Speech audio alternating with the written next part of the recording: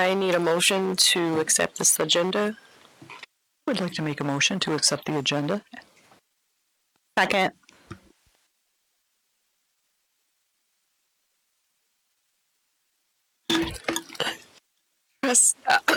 There's been a motion to accept the agenda. All in favor? Yes. Aye. Opposed? Secretary Maddock, will you please take attendance? All trustees are present with the exception of Trustee Schaller Barber. Thank you. We are about to start our second first round interviews. And before we get started, I just wanted to make a couple of announcements.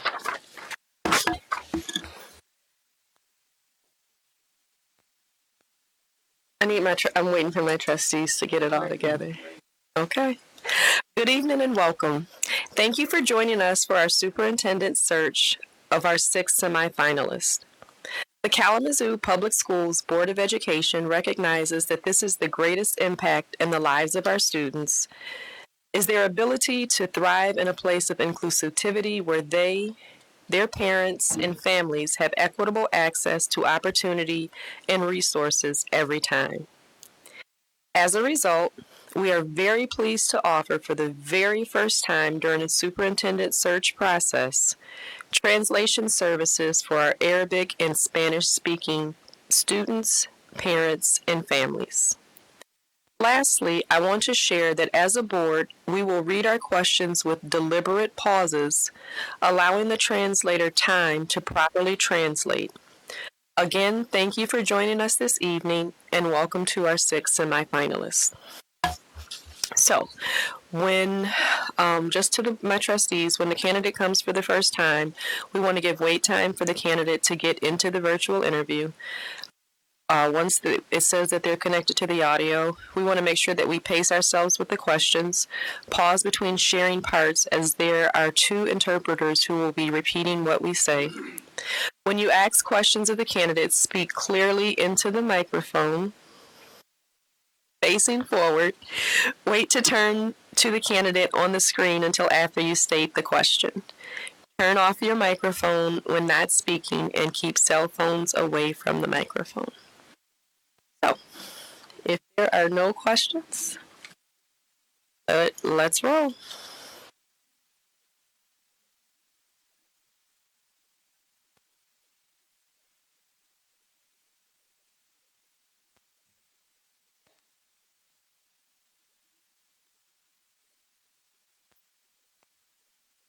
Good evening. Good evening. Each trustee has been assigned 2 questions as indicated to ask of each candidate. The order, the asker, and the wording of each question must be the same for each candidate. In the interest of consistency and timing, we will not pose follow-up questions during this round.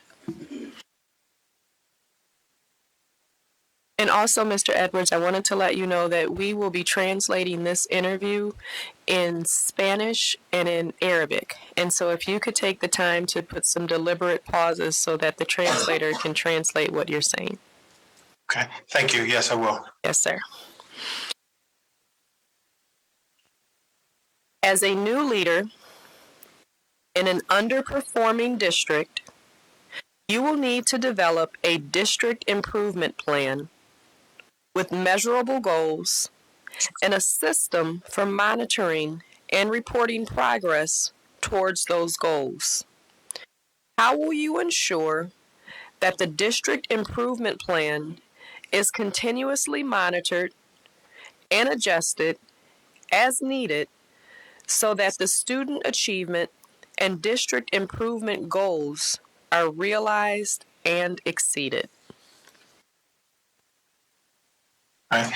First and foremost, I just want to pause and just say thank you to you, Trustee Harrison, as well as the members of the Board of Education for granting me this opportunity to interview for the superintendent vacancy.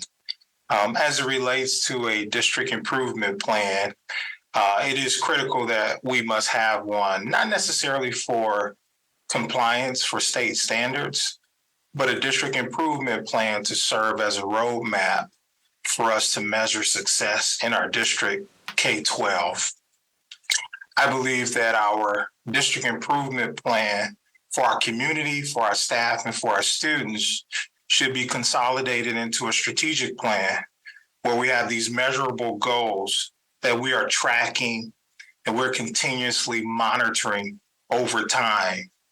And I believe that that strategic plan should be over multiple years, something that we can show in all of our schools and throughout the community. And I have a responsibility as a superintendent to keep the board apprised of our progress towards those goals, as well as the greater community. Our strategic plan should align with the school improvement plans at each of our buildings. And that school improvement plan should obviously align with the teaching and learning that's happening in the classroom on a day-to-day basis. So it should be vertical alignment from the district improvement plan or strategic plan down to each school's school improvement plan, down to teaching and learning that occurs every single day. And we should have what I would call a scorecard where we are checking our progress towards those metrics as we get more data throughout the year and at least annually. I should pause as superintendent and spend time at a board meeting to walk through the board and the community with our annual progress towards those goals.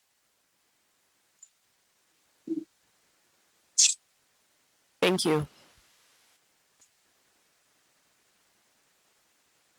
Good evening. Good evening.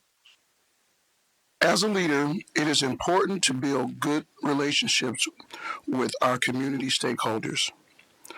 How will you work through existing conflicts to repair fractured relationships, build and maintain trust, and nurture healthy collaboration with KPS stakeholders?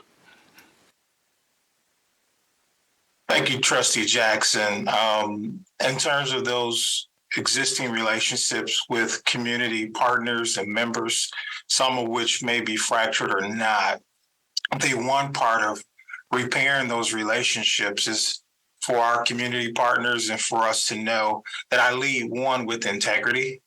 And by leading with integrity, I want to say that my actions are just as loud as my words. So what I say I will do, I will follow up on with our community as well.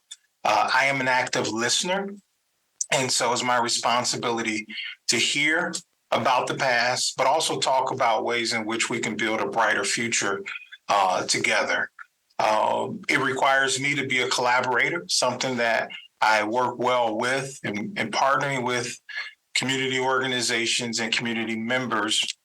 And while I will have a vision for our school district and we'll have a strategic plan to push those things, we also want to be flexible enough to hear about ways in which we can improve from our community partners and allow them to help us in many areas in which we're not an expert in.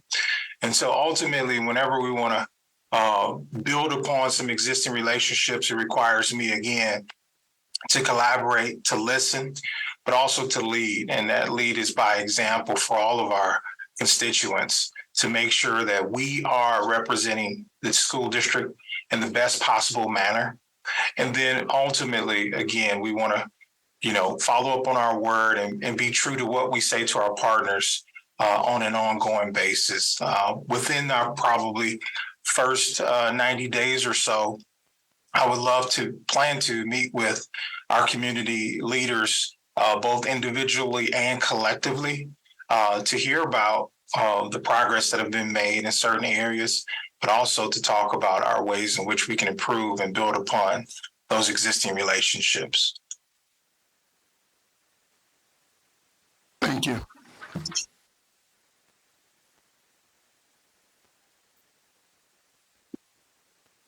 What have you found to be the most effective alternatives to suspension in addressing unsafe student behaviors? For example, fighting, bullying. Please provide an example of when you utilize these alternatives and tell us the outcome. Thank you, Trustee Moore. Anytime we're dealing with student behavior, we ultimately look at the students' outcomes or the way they respond, and we look for an immediate consequence. The work that I've been involved with at a school level is that all of our schools should have school-wide discipline plans. Those discipline plans should have common expectations for the students. Our expectations should be listed in student-friendly language. We should have expectations throughout our school that talks about how we expect students to behave before school, in the hallway, in the cafeteria, in transition times. We have to have school-wide common expectations. And then obviously every teacher with their students should have similar expectations in the classroom. One element of a school-wide discipline program, I would say, is restorative practice. And you mentioned two areas of fighting and bullying, which we have to always grow in. And restorative practices is a way to bring a couple students together who may have a disagreement, or a group of students together, to try to find common ground and work around ways in which we could facilitate our work together during school. Where I have been effective with this, as an example, is as principal of Laurie Norris High School in KPS. When I came into the school, we were able to establish some school-wide discipline practices. We were able to substantially decrease the number of referrals, office discipline referrals, which is what leads to a consequence.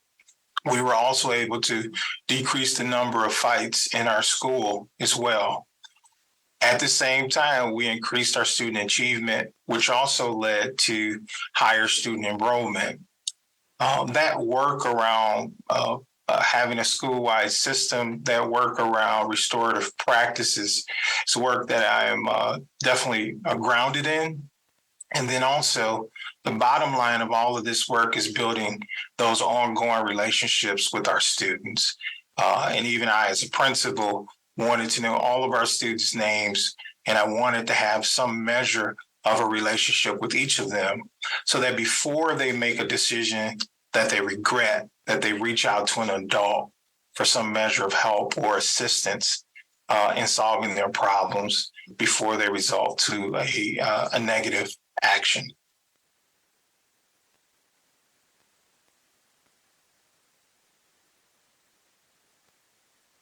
Thank you. In Trustee Scholler Barber's absence, I will read her question. There are many students in KPS who have experienced a multitude of barriers on their path to educational attainment and have dropped out of school.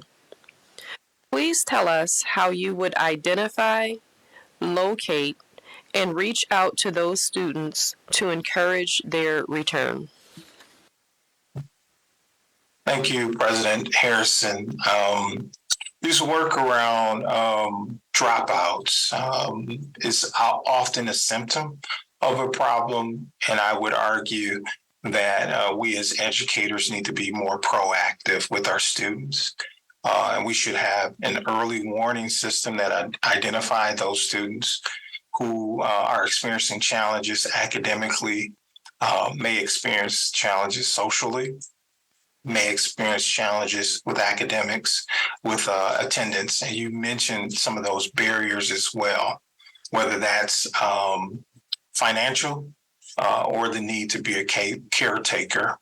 One of the systems that I put in place as Director of Secondary Education in KPS, the identification portion of dropouts came through our student information system. Our schools, they identify or code the students as a dropout or unknown after they've missed so many consecutive days of school. So every month, what I did is I provided a spreadsheet to each of the high schools that listed the student's name, all of their contact information, as well as their last date of attendance. And then there was a last column there for notes. So that was the identification portion. The location part of them was that notes column, where each of the high schools had approximately 2 weeks to review the list and to start making calls to those families or those students who have dropped out. And once they've been able to contact them, the outreach that we make obviously would include phone calls, home visits. Oftentimes we would use our existing students as a way to find their peers because they stay in communication with them by way of text or social media. And also social media is another way to locate our students because they do post. But we want to invite them back into the high school with a warm welcome, regardless of the fact that they formerly may have dropped out. But when they come back, our counselors should have a graduation audit that shows them their path to graduation. The dean of students at the high school should co-sign that plan as well.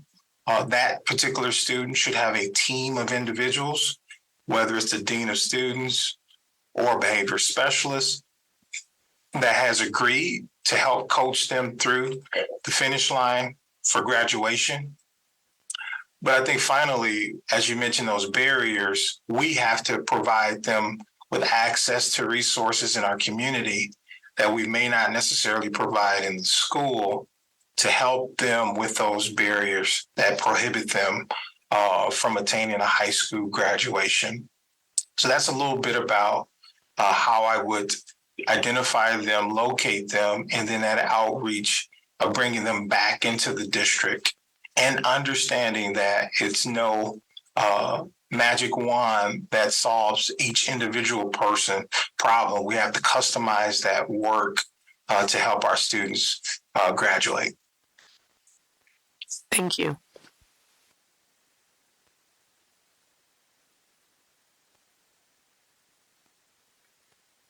How would you ascertain the public's perception of the district, and what would you do to improve and or sustain that perception?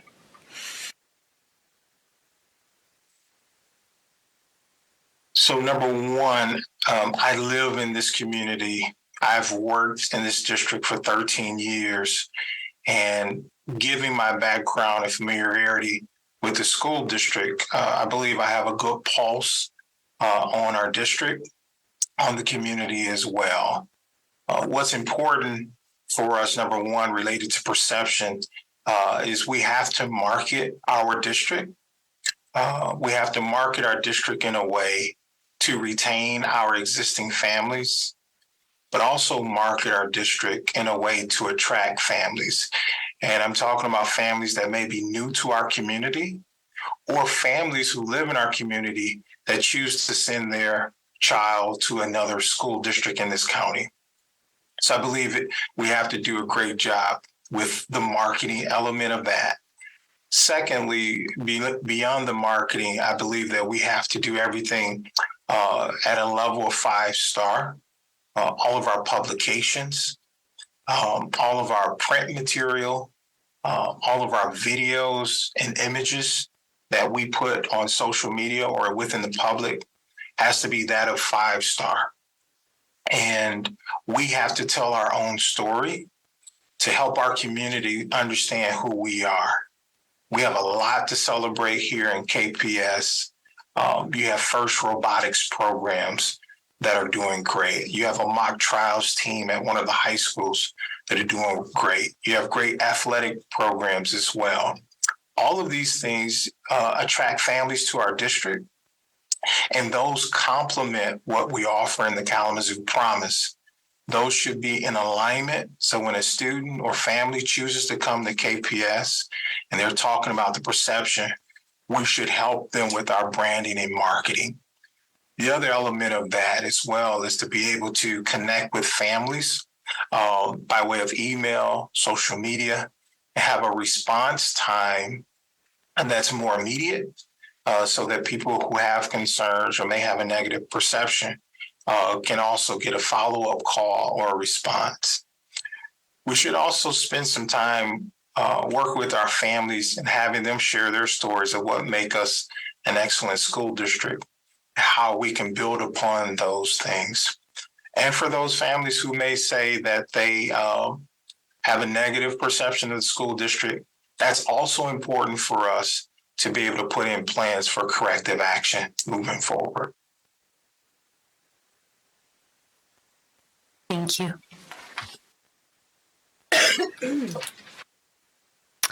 How will you create a culture for staff and students where differences are valued, encouraged, and supported?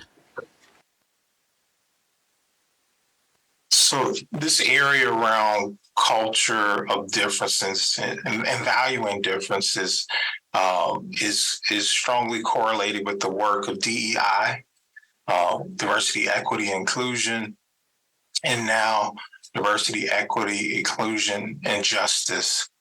From a state standpoint and moving down to the school level, there are four broad areas that we often look at for diversity. That's race or ethnicity.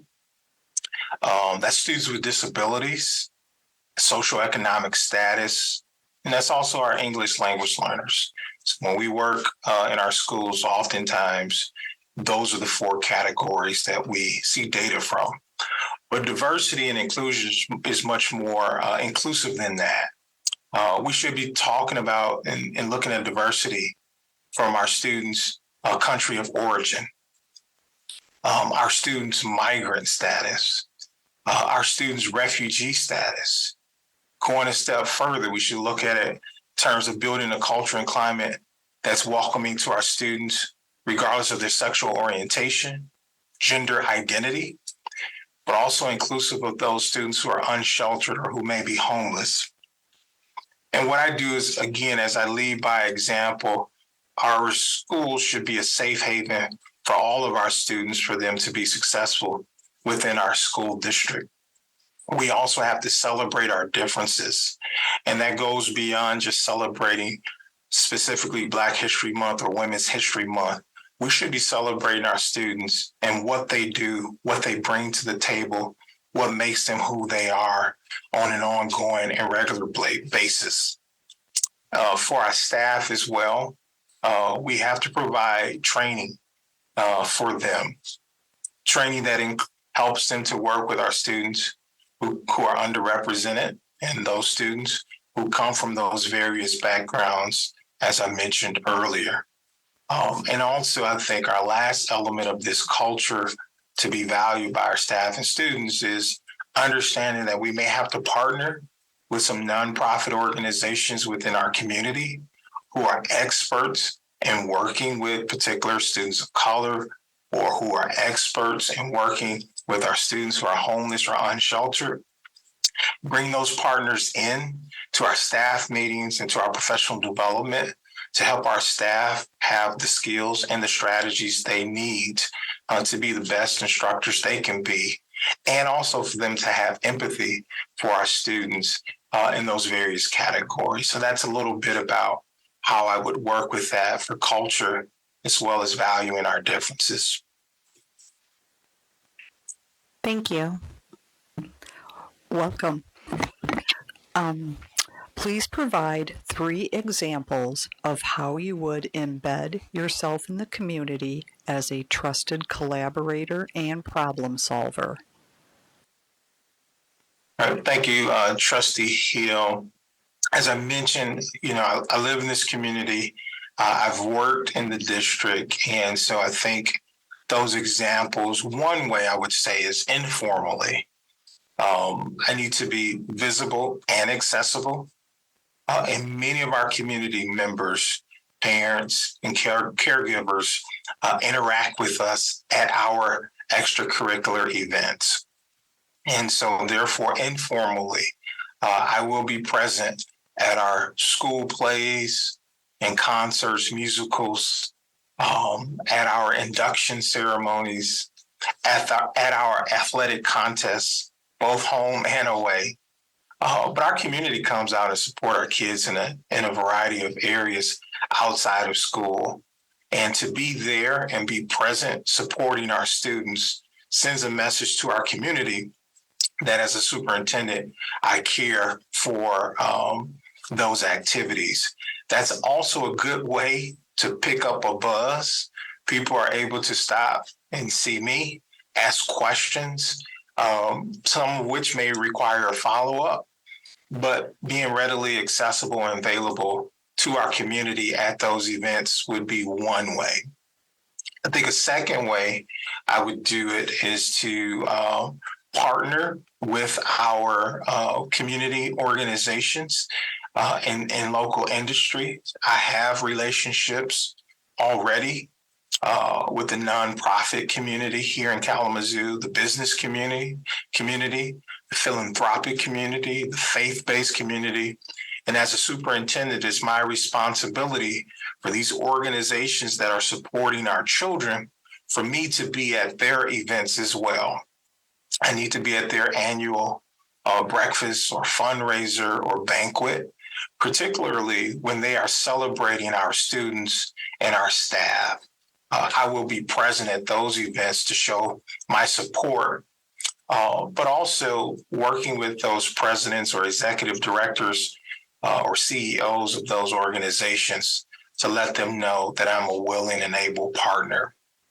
And I think third and finally, I would have a formal structure in place to meet with representative groups of parents and community members on an ongoing basis to share information and updates to them, to ask questions of them for us to understand how we can improve, also answer their questions. I don't want to be in a position where the only time people see us communicating with partners is when we want them to pass a vote or a millage. We should be constantly working with those partners, and those would be kind of three examples, informally, formally, and in a structured way that you'll see me. Thank you. How would you ensure that the district is providing adequate support and enrichment opportunities to KPS students who are not meeting or exceeding performance standards? So I think we must have a robust curriculum. And I'm not talking about textbooks, I'm talking about a curriculum that's developed by our teachers for our students. And I think from there, with our curriculum, we have strong instructional practices. We must progress monitor every single student, meaning that we have a set of standards within our curriculum, and kids need to know on an ongoing, regular basis, receive feedback on those progress towards those standards. In addition to the feedback, I believe that all of our students and their families should be aware of where they are in terms of meeting those standards or not. If they're not meeting those standards, there should be a plan in place that helps the student and the family understand what must occur. They also need to know within that plan how it gets accomplished. And then third, and maybe most importantly, the why. Why is this important for our students to meet those standards? But beyond that, I think we have to, as educators, make sure that our students have multiple ways of demonstrating their learning. Their learning should not be consolidated to a multiple choice test or quiz. Our students should be able to demonstrate their learning in progress, project-based learning. They should be able to collaborate and have presentations with their peers. They should be able to write to demonstrate their learning. And they should be able to demonstrate their learning through the arts, all of which requires us to provide professional development for our teachers and the progress monitoring element of it, but also professional development for our teachers, for them to have strategies and ways to give students multiple ways to demonstrate their learning on an ongoing way. So that's a little bit about how I would address that area. Thank you.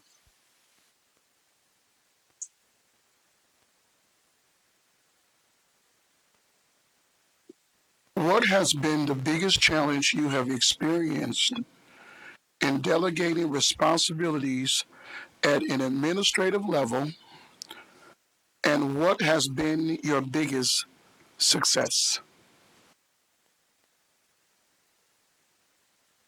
Thank you, Trustee Jackson.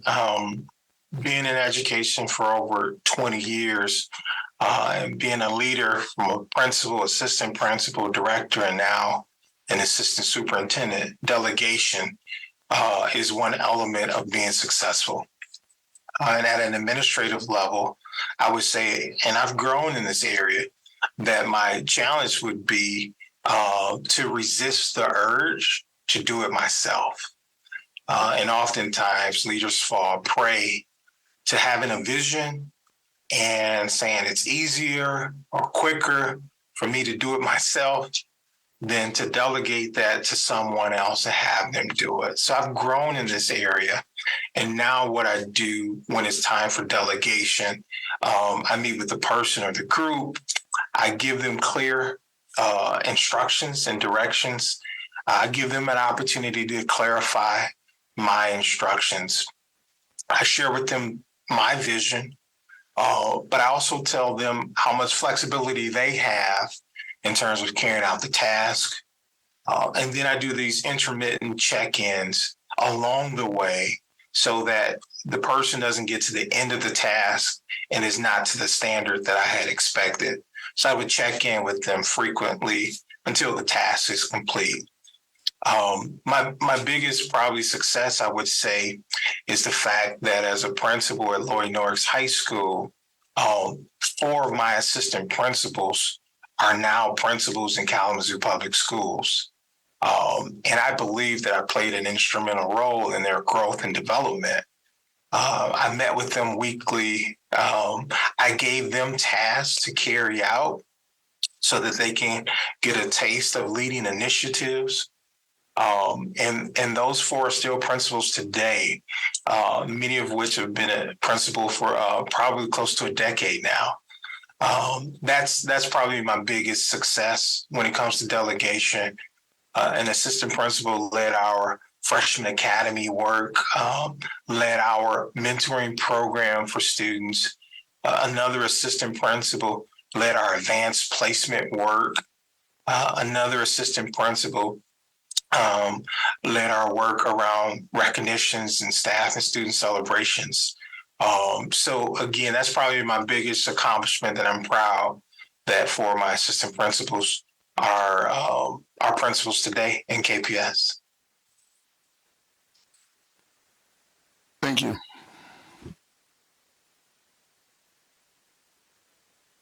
During your first year, how will you identify areas of strengths and weaknesses in our district's delivery of every opportunity to every child, every time? So within the first year, particularly, I look at identifying those strengths and weaknesses in 3 broad areas. One is listening. The second one is what I would call learning. And third is sharing. The listening is me interacting with our students and staff in their spaces during the school day. to see teaching and learning going on, to hear from our voices of our educators, for them to tell us ways in which we can improve. I would also broaden that with our community, because our students, we want them to go on to post-secondary success and earn a credential. So that would require me to connect with our higher education community, to hear from them on what they want from prospective students, our post-secondary career institutions on what they're looking for future employees as well. All of those areas are things that I would do for the listening component. There's also the opportunity to hear our voices through surveys. Electronic surveys is one way of doing that, and it's a quick way to get immediate data. But I would also hold some informational sessions for families to drop in, share their experiences, strengths, and weaknesses for the district. So that's all within listening. The second umbrella of learning is for me to take all of this information and try to put the information or data in terms of themes of what are our strengths and what are our weaknesses. And that requires some time over the first year, because what we want to be able to do is to then move into that third area of sharing. And I believe it's incumbent upon me as superintendent to share that with the board, but also share that with the community, in that we develop some joint recommendations to address our areas of growth, but also to build upon our strengths and celebrate them. So that's how I would do it. I would listen, I would learn, and then thirdly, I would share. Thank you. Given the reality of staff shortages, how will you attract and retain quality personnel at all levels while maintaining high standards for performance and accountability? Okay. Can you just repeat it one more time? I'll turn on my speaker, but your mic, Trustee Schaller-Barber, is just a little lower than the other trustees. So if you can just say it one more time, please. Surely. Are you hearing me well now? Yes, I can hear you. Okay, great. Again, given the reality of staff shortages, how will you attract and retain quality personnel at all levels while maintaining high standards for performance and accountability? Okay. Thank you, Trustee, and glad to have you tonight as well. I think in terms of us being able to attract our employees, number one, we have to look at our Grow Your Own program. Our students are with us K-12, and that's the best apprenticeship program that any industry can ask for. So we have 13 years to help grow future educators, but also those, and I'm saying educators, not just in the classroom teachers, but educators throughout our system. So I think Grow Your Own is one element of that. And the Grow Your Own is much like a pipeline. I think secondly, though, in terms of that attraction, we also have to work with our existing employees, and some of them may aspire to have more responsibilities. Some of them may want to go back to school. We need to help them if they want to earn another credential or become a teacher. That's an element of attraction.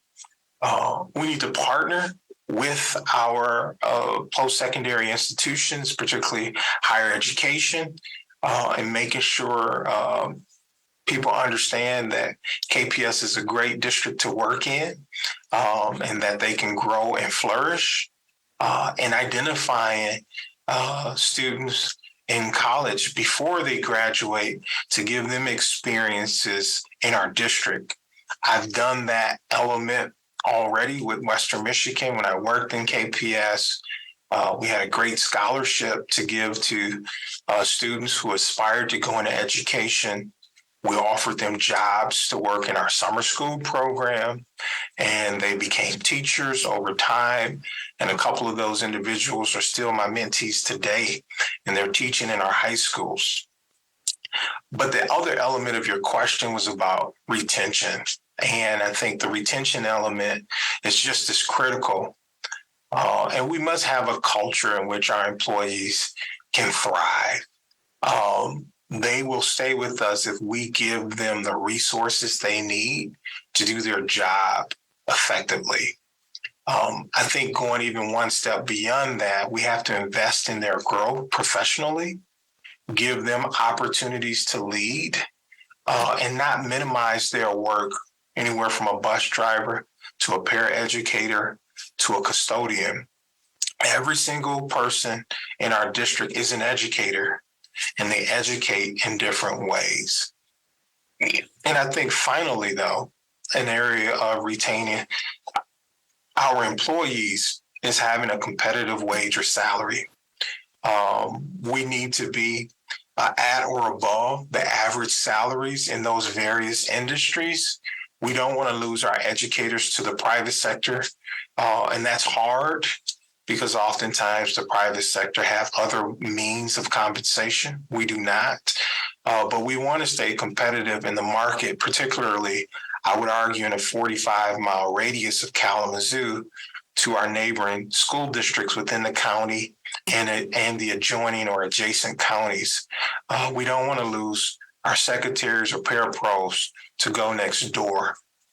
We want to do a market analysis of where we rank in terms of average salary in each of our employee groups compared to our neighboring districts, so we can retain them if we're able to offer a competitive salary for them to stay and work in our district. Thank you.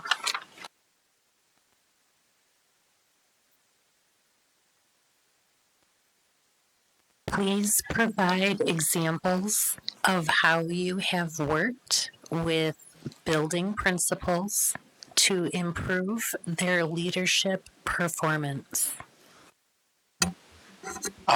So mentoring and coaching of principals is an area in which I'm passionate about. I'm working on my doctoral studies at Western Michigan University, and that's part of the research that I'm working on now, revolving around coaching, mentoring, and supporting our principals. As I mentioned earlier, 4 of your 7 secondary principals today worked for me or with me while I was principal at Laurie Norris High School. So they've been developed. Other assistant principals under my tutelage as Director of Secondary Education have become principals in other districts, one of which is even now a superintendent in a small district. But that work around that development comes from the coaching and the mentoring. One of the things that we've done as a Director of Secondary Education in KPS is at one point we had 3 middle schools on the state's so-called priority list for schools that were performing in the bottom 5%. As Director of Secondary Education, all 3 of those schools made academic gains and progress to get off of the state's list. I work with their principals of those 3 schools in terms of helping them put together strategies of making curriculum, instruction, and assessments, putting those 3 areas together in a practical manner to lead higher student achievement. Another thing I did as a Director of Secondary Education, for my monthly meetings, we held those meetings in our various secondary schools.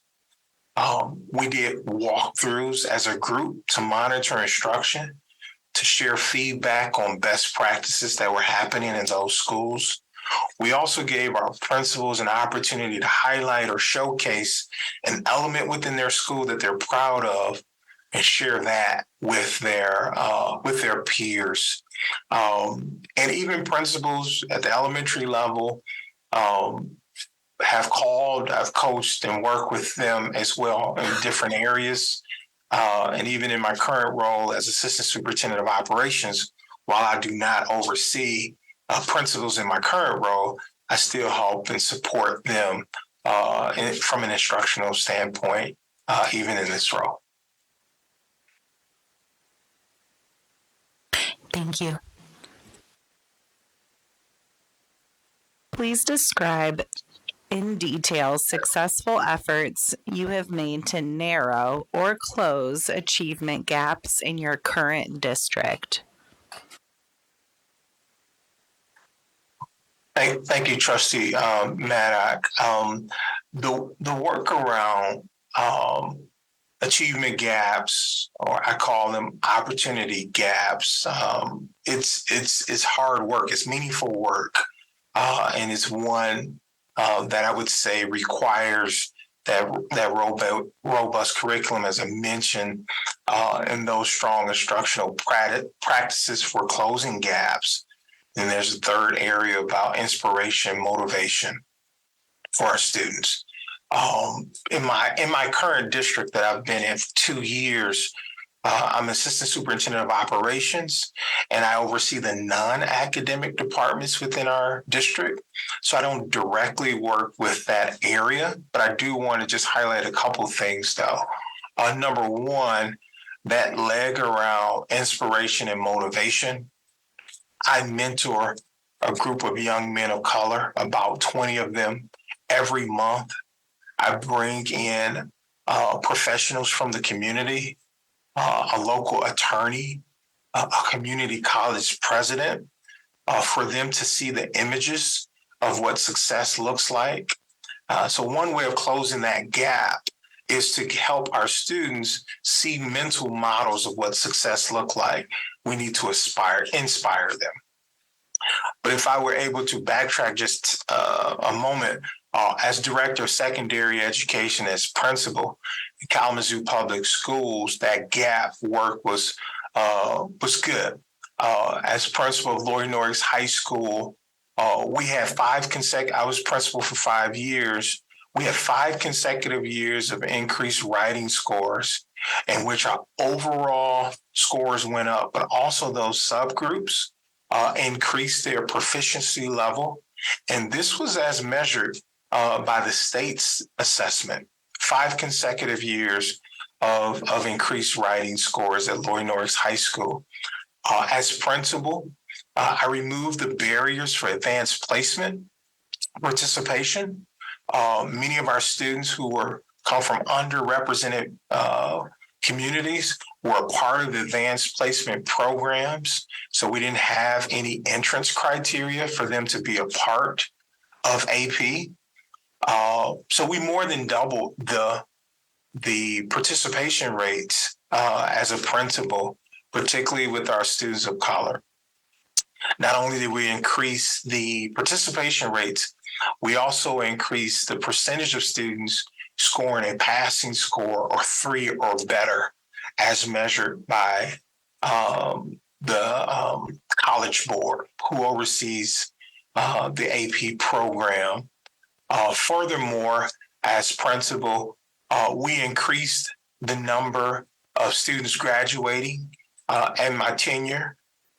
We increased the graduation rate, but we also took those strategies district-wide.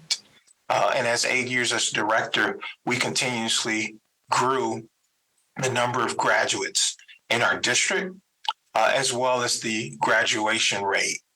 And I'm really proud of the fact that our dropout rate, as I may or may not have mentioned earlier, was at an all-time low of below 9% under my leadership. So students were graduating, students were performing, and closing or narrowing that gap. So those are some of the strategies related in evidence of things that I've done to close or narrow the gap. It's good work and it's rewarding work. Most importantly, for our students' future, it's beneficial. Thank you. This is the last question. What essential qualities must your administration administrative leadership team possess to ensure the success of the district? Okay. So number one, the most important thing, in my opinion, is that my administrative leadership team has to have a fundamental belief that every single student here in KPS can achieve. They have to live it. They have to breathe it. They have to honestly believe that every single kid can achieve. Now, taking that a step further in terms of the skills and talents that are essential, the leadership team, we want critical thinkers. We want folk who are creative, individuals on our team who are innovative, hardworking or industrious, um, individuals who are readily accessible to our students and our staff members in our community. We want people who's going to advocate for our voiceless. We want a leadership team that challenge the status quo. Members of a team who are willing to speak up even when they're in the minority. All those are great attributes of a great administrative team, people from diverse backgrounds who have diverse thoughts, but all have the common mission of making sure that our students have the best experience for teaching, for learning, and our staff members have the best opportunity for teaching. So that's what I would characterize as essential for an administrative leadership team. Thank you. Thank you so much for taking the time to interview with us. We look forward to reaching out to you to let you know what the next step in this process will be. Thank you so much, President Harrison, as well as members of the Board of Education. It's been my pleasure to interview, and I look forward to building the future together.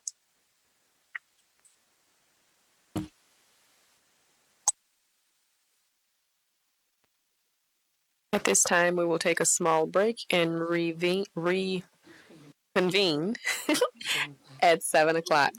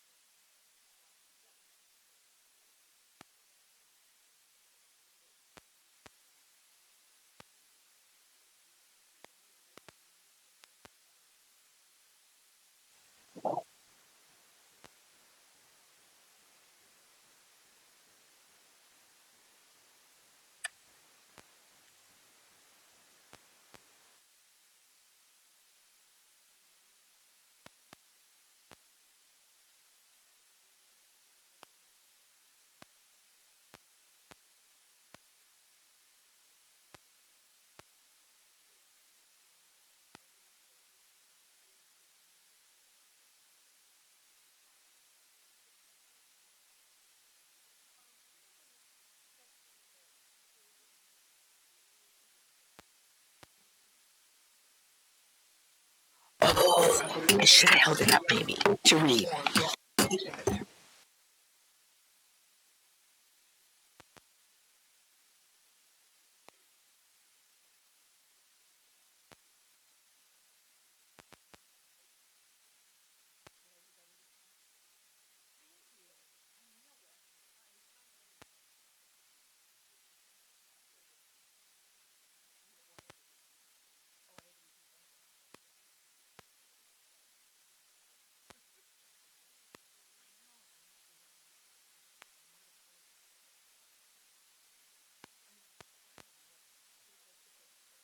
Yeah, no, I, my hair's on my face, and I'm like, no, get.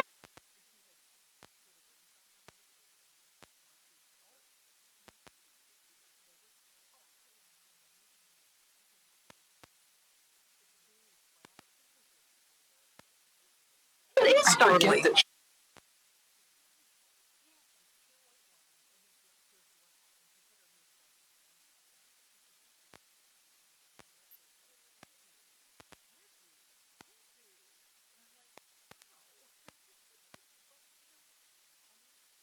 I compared with Ted.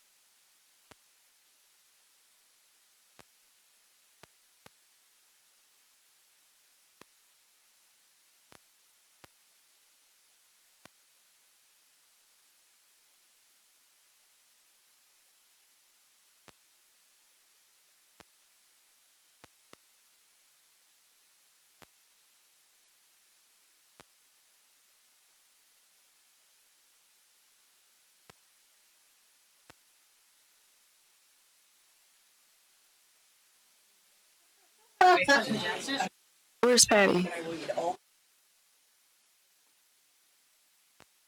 She's in the restroom.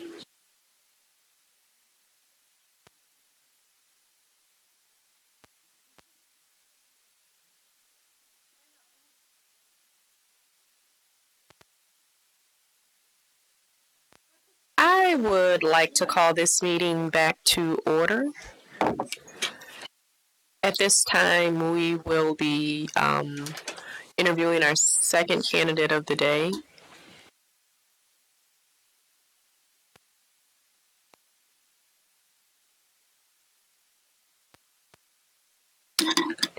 Dr. Darren Slade. Each trustee has been assigned 2 questions as indicated to ask each candidate. The order, the asker, and the wording of each question must be the same for each candidate. In the interest of consistency and timing, we will not pose a follow-up question during this round. I also wanted to let you know, Dr. Slade, that we have translators. So if you could speak slowly and make some intentional pauses, that way the translators will be able to catch what you're saying so that they can translate it.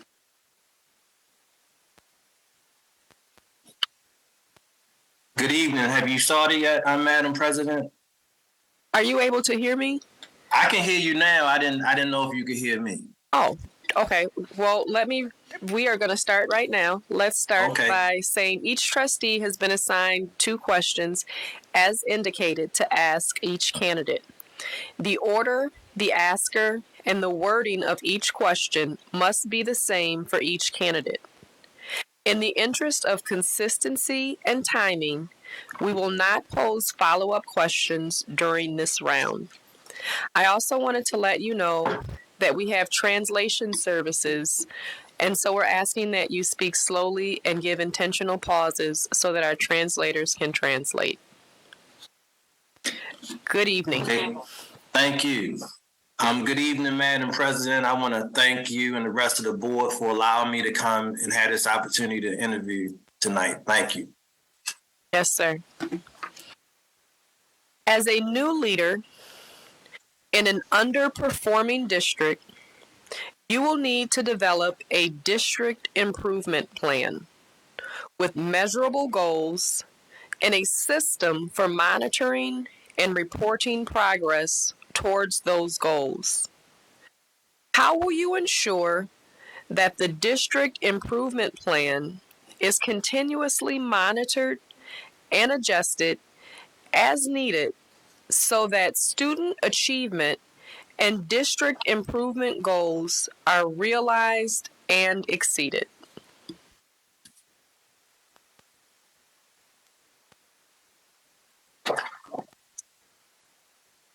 That's a great opening question, Madam President. We just finished the school improvement and processing out in my district. I'm currently the deputy superintendent of Hazelwood School District. We have about 18,000 students, and I'm basically second in command under the superintendent. So normally to create a strategic plan, it's a traditional process. You basically meet with all stakeholders. You meet with the community, you meet with teachers, you meet with students, you meet with parents. I think that's a traditional process in every district. But the way you get results, the way you have strong outcomes, you have to not only lead the work, but you have to be part of the work. As the superintendent of Kalamazoo, I would require my entire team, my entire staff to stay in schools. And when I say require, I mean actually require the staff to come in. There are a lot of things that happen in school districts that can't be optional. One of the reasons I've had luck in my career, I work with some strong teams, but I also push requiring certain things because, students have to come first. So you have to require your staff to kind of be part of the school improvement process. They have to stay in school, stay in classrooms, talk to teachers, talk to parents, be part of the design of formative assessments. In my current district, I help design the formative assessments. I require my team, the assistant superintendents. We have assistant superintendents for elementary, middle, high school. I have 4 actually that work with me. We go into schools, we go into classrooms, we give the assessments. We actually grade assessments over the weekend. And that changes the whole conversation when you meet with stakeholders. You're not giving general information. You could say specifically, for example, I was in Arcadia Elementary School, and the 3rd grade students, they're doing great in this area, but they're not doing well in this area. What will be our plan to correct that?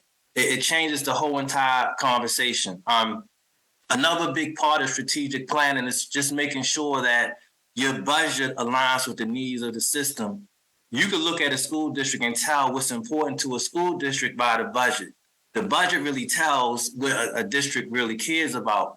In our current state, coming out of the pandemic, it may be different for Kalamazoo, but I'm pretty sure it's not. We have a lot of students who are struggling, social emotional needs, a lot of the learning lag that took place because of the pandemic. So you have to allocate your resources to address the educational disparities that exist and to catch our students up. So again, as the superintendent of Kalamazoo, I would require my staff to visit schools, talk to teachers, talk to parents, and not just hear what they say, but act on what they say. It's easy to hear what folks say, but you have to act and respond. Again, support teachers, talk to teachers. And I've been doing this 30 years. And again, I'm one who, I'm going to be my true self during the interview. In every district, in every space that I worked in, we've had amazing historical results. And the real big part of that is just requiring people to actually do the work, do their job, and demonstrate that they're here for students. Thank you. Good evening. As a leader, it is important to build good relationships with our community stakeholders.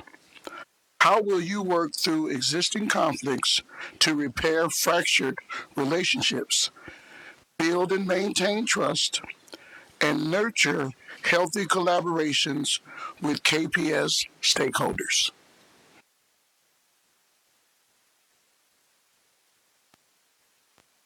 Thanks for that question, Vice President Jackson. Did you say fractured relationships? That is correct. Okay, thank you. Great question. If for any organization, not just the school system, if the community or the stakeholders feel that the organization is not true to the true vision and mission, the way you repair that is, again, just to go out and meet with folks, have real conversation, kind of promote people to tell you what's going well. I like to do it real simple. What's going well with the organization? Get people to tell and give honest feedback. What can we change? And when people give you their responses, again, a big piece of that is acting and investigating. You just can't hear things and not act. So that's a big piece. And again, as a superintendent, I would require everybody that works in the organization to have that same mindset. Talk to the people in the community, hear what they say, be responsive, investigate, and act. The second thing, I've worked in a lot of different school districts, and sometimes all groups don't feel like they have a voice. I was looking at the different websites, and I may be pronouncing the schools wrong, but the high school, Lowell, Norris, Kalamazoo Central, when you look at the website and you look at the photos, and to be honest, whoever took those graduation photos, they did a great job. I mean, you could see the families and the parents enjoying themselves. So on both of those sites, the photographer did a great job. I just want to shout that out as I talk. But when you look at the photos, you see a great level of diversity in Kalamazoo. So we have to make sure that all parties have a seat at the table. I saw a lot of ESL students. We have to make sure they have a seat at the table. There seems to be a significant number of special ed students with IEPs. We have to make sure that those students and those parents have a seat at the table. I worked in the district one time when the parents of the gifted and talented students felt like they did not have a voice. We have to make sure that they have a voice at the table. So I believe in doing a lot of traditional practices that are effective. And one that's very effective, again, is just going out in the community, listening to folks, creating structures, processes, and systems where community members can meet with us. But a big piece of that, again, and you're going to hear me say this a lot, is requiring the people that work in the organization to have the same mindset. It can't be something that's optional. Something like that is non-negotiable for me. So just hearing voice, requiring people to act, and being responsive. And if you keep your word to folks, that's how you repair relationships. Thank you.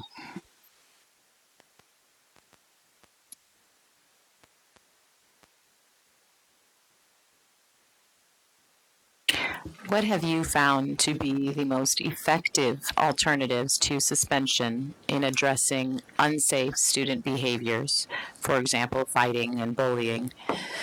Please provide an example of when you utilize these alternatives and tell us the outcome. Thank you, board member. I can't see your name. I don't know if it's my glasses or my screen, or I just can't see. I don't know what it is, but that is an area of expertise for me. I'm not one who minds tooting my own horn or tooting the district's horn that I work in. That's how you get people to buy into your district, to want to be a part of it. I've been doing this for 30 years. I spent almost 17, 18 years as a principal, and I like to just tell stories to build foundation. I was what they call a turnaround principal. They would send me to schools where they had major behavior issues. And in every school that I was sent to, I was able to work with my strong team, the teachers, the parents, the support staff. We were able to reduce suspensions and breaking numbers. Our numbers were so high that they actually did a story on us 1 or 2 times in the DC metro area in the Washington Post. The key to reducing suspensions really is just building relationships. You have to know your students. You have to care about your students. Your students have to see you as family. And it can't be one person. It can't just be the superintendent. It can't just be the director of secondary education. It has to be the whole organization. And that's another thing that it can't be optional. It has to be required. That's something you have to require. I know when I was an assistant superintendent, I was responsible for 18 schools. And I always used to tell my principals, we have to do everything possible not to suspend students. We have to provide intervention. All districts have in-school suspension. All districts have behavior intervention rooms for the most part. All districts do some of the same things. But what makes the difference is just having that kind of relationship. I remember one day, one of my principals called me and said, Dr. Slade, we having a bullying issue in our building. We have a group of students. In this case, it was boys, like 12 students. He said, we've done everything possible. We've talked to parents. We've had interventions. We had counseling. We've had mediation. Can you come over? So I said, I'm on my way. I had the students come into a room. I talked to them about the importance of treating everybody fairly, being kind to your neighbors. Then I said, I don't just like to talk to students. I like to talk to their parents. Then I went that evening and went and knocked on 12 of those students' doors. I went in their living room. I had conversation. It made a big difference in their behavior. They did not have the same issues the next day when they went to school. But I didn't just stop there. When I would visit the school, I would pull those students in. I would meet with them. I would buy lunch for them sometimes. One of the things that I do in my current position as a deputy superintendent, I try to visit multiple schools every week, multiple schools a day. As a principal and teacher, you can recognize one student, but when I visit schools now, I go into classrooms, and if I see a whole class that's doing great things, I'll come back later in that week and treat them to a pizza party or buy McDonald's. And I kind of use my own money for this, but because it's important, it's something important to me, I don't mind doing it. It kind of goes back to what I said a minute ago. If you don't mind spending money on something, it's important. So you could easily reduce the suspension rate or improve student behavior without sending them out of the building. Again, just by building strong relationships and requiring all the people who work in the organization to treat students right, to care about students, to be fair to students. I mean, I think that's the big way you do it.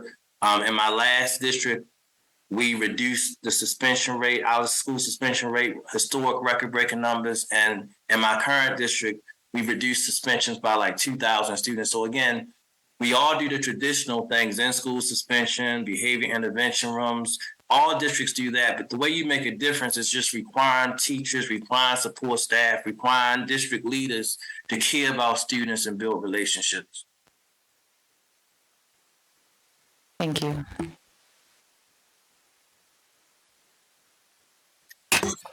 There are many students in KPS who have experienced a multitude of barriers on their path to educational attainment and have dropped out of school. Please tell us how you would identify, locate, and reach out to those students to encourage their return. That's a great question.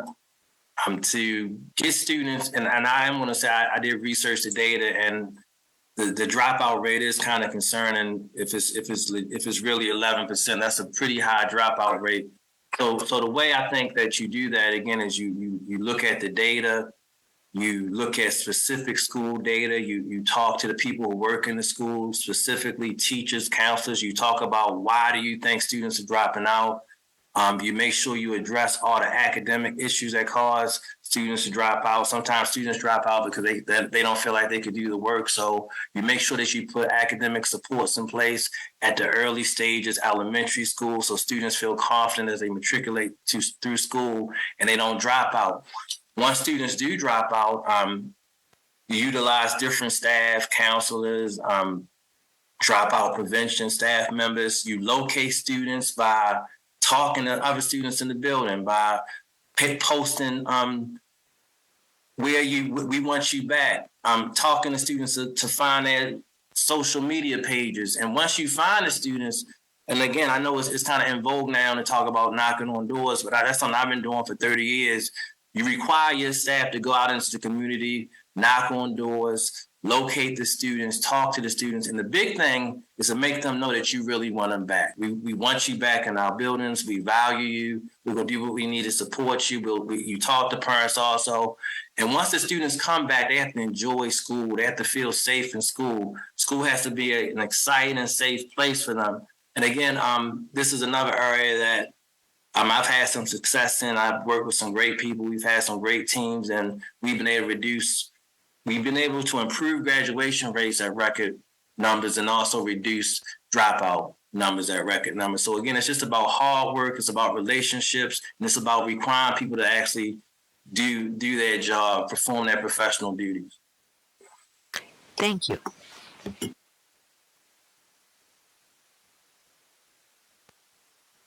How would you ascertain the public's perception of the district, and what would you do to improve and or sustain that perception?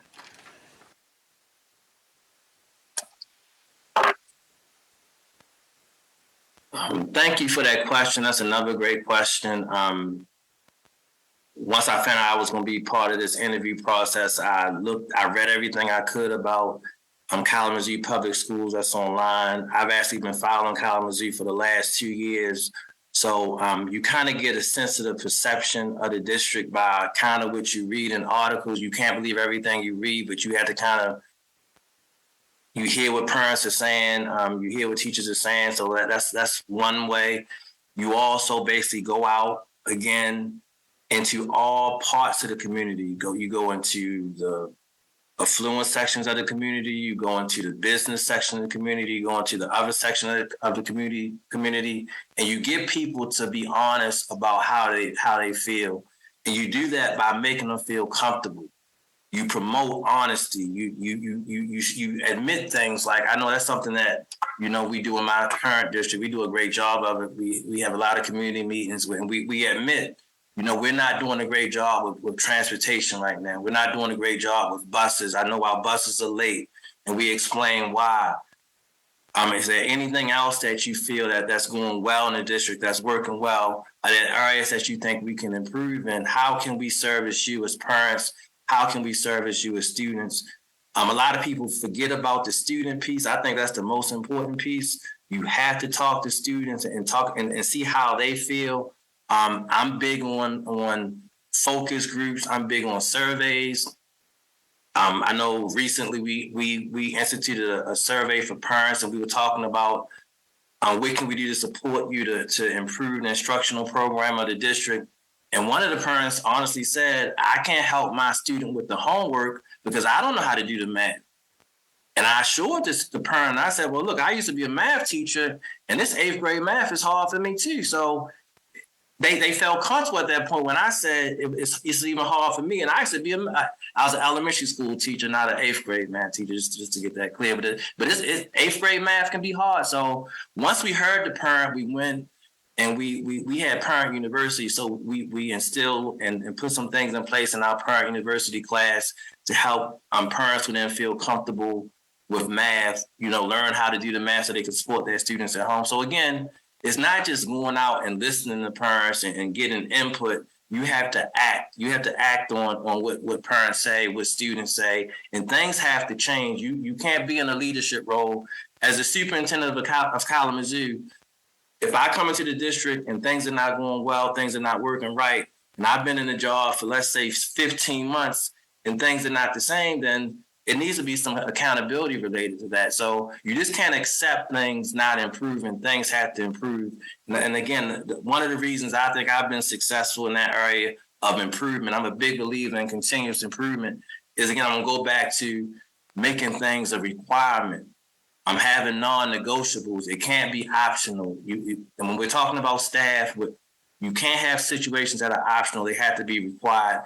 And I am going to say that sometimes when you require things, everybody's not pleased. Sometimes you have to have some uncomfortable situations, but you act in the best interest of students. You focus on continuous improvement. You establish benchmarks. You check the benchmarks, and things have to improve. And I know this question was kind of about, I think, for perception, but perception is based on outcomes. And sometimes, even if it's not true, as we all know, perception is reality. So if the perception is that we are not the best district in the state, as a superintendent, that's something I would work with my team and all stakeholders to change. Thank you.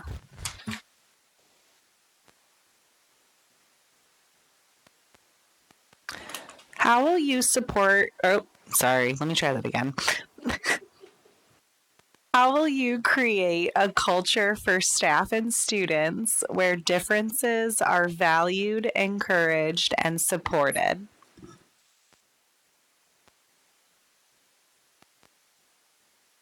You said where differences are valued? Where differences are valued, encouraged, and supported. I've been fortunate to work in very diverse school districts. Again, this is 31 years for me at this point. I've always worked in districts where you had large numbers of African-American students, Hispanic students, different races, Caucasian students. I worked, when I was in DC, we had a 34% percentage of special needs students in our building. And one of the things that I'm really passionate about, it keeps me up at night. I do not allow students to come into a school building or to be part of a school district where they don't feel safe and they don't feel comfortable. I mean, that's a big passion. That's a big thing, a passion for me. That's how I actually started knocking on doors 30 years ago, because I just wanted to make sure students understood that we were serious about that. But students have to feel safe. They have to feel comfortable. And again, that goes back to staff. Every member of the organization has to know that we have to treat treat students with the utmost respect. We had to treat students like they're our own.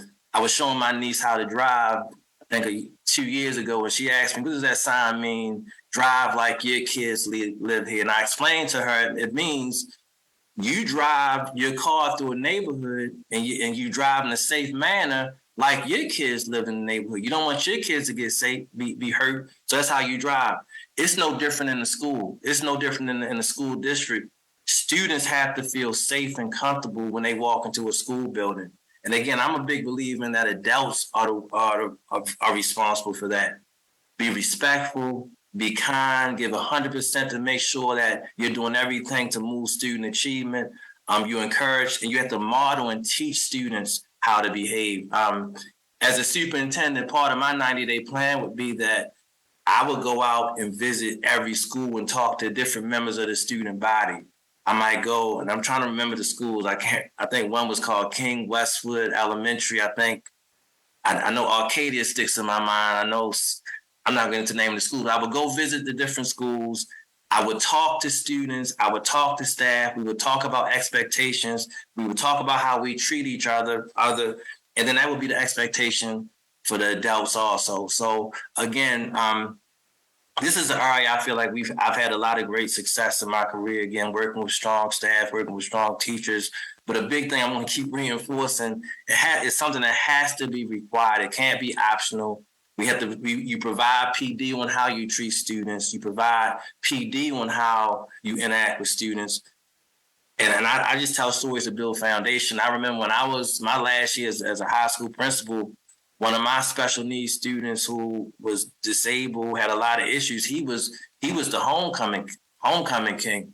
And I remember when he started in the 9th grade, he couldn't stay in school, but I made sure that every student felt comfortable. And that's the same thing I would do as a superintendent. And again, I think the big piece of that is listening to parents and requiring your staff to perform and behave in a certain way. And that just comes from staff development, that comes from training, but it also comes from actively being visible and monitoring staff. And if folks are not doing what they need to do, you train them, you support them, but you also hold them accountable.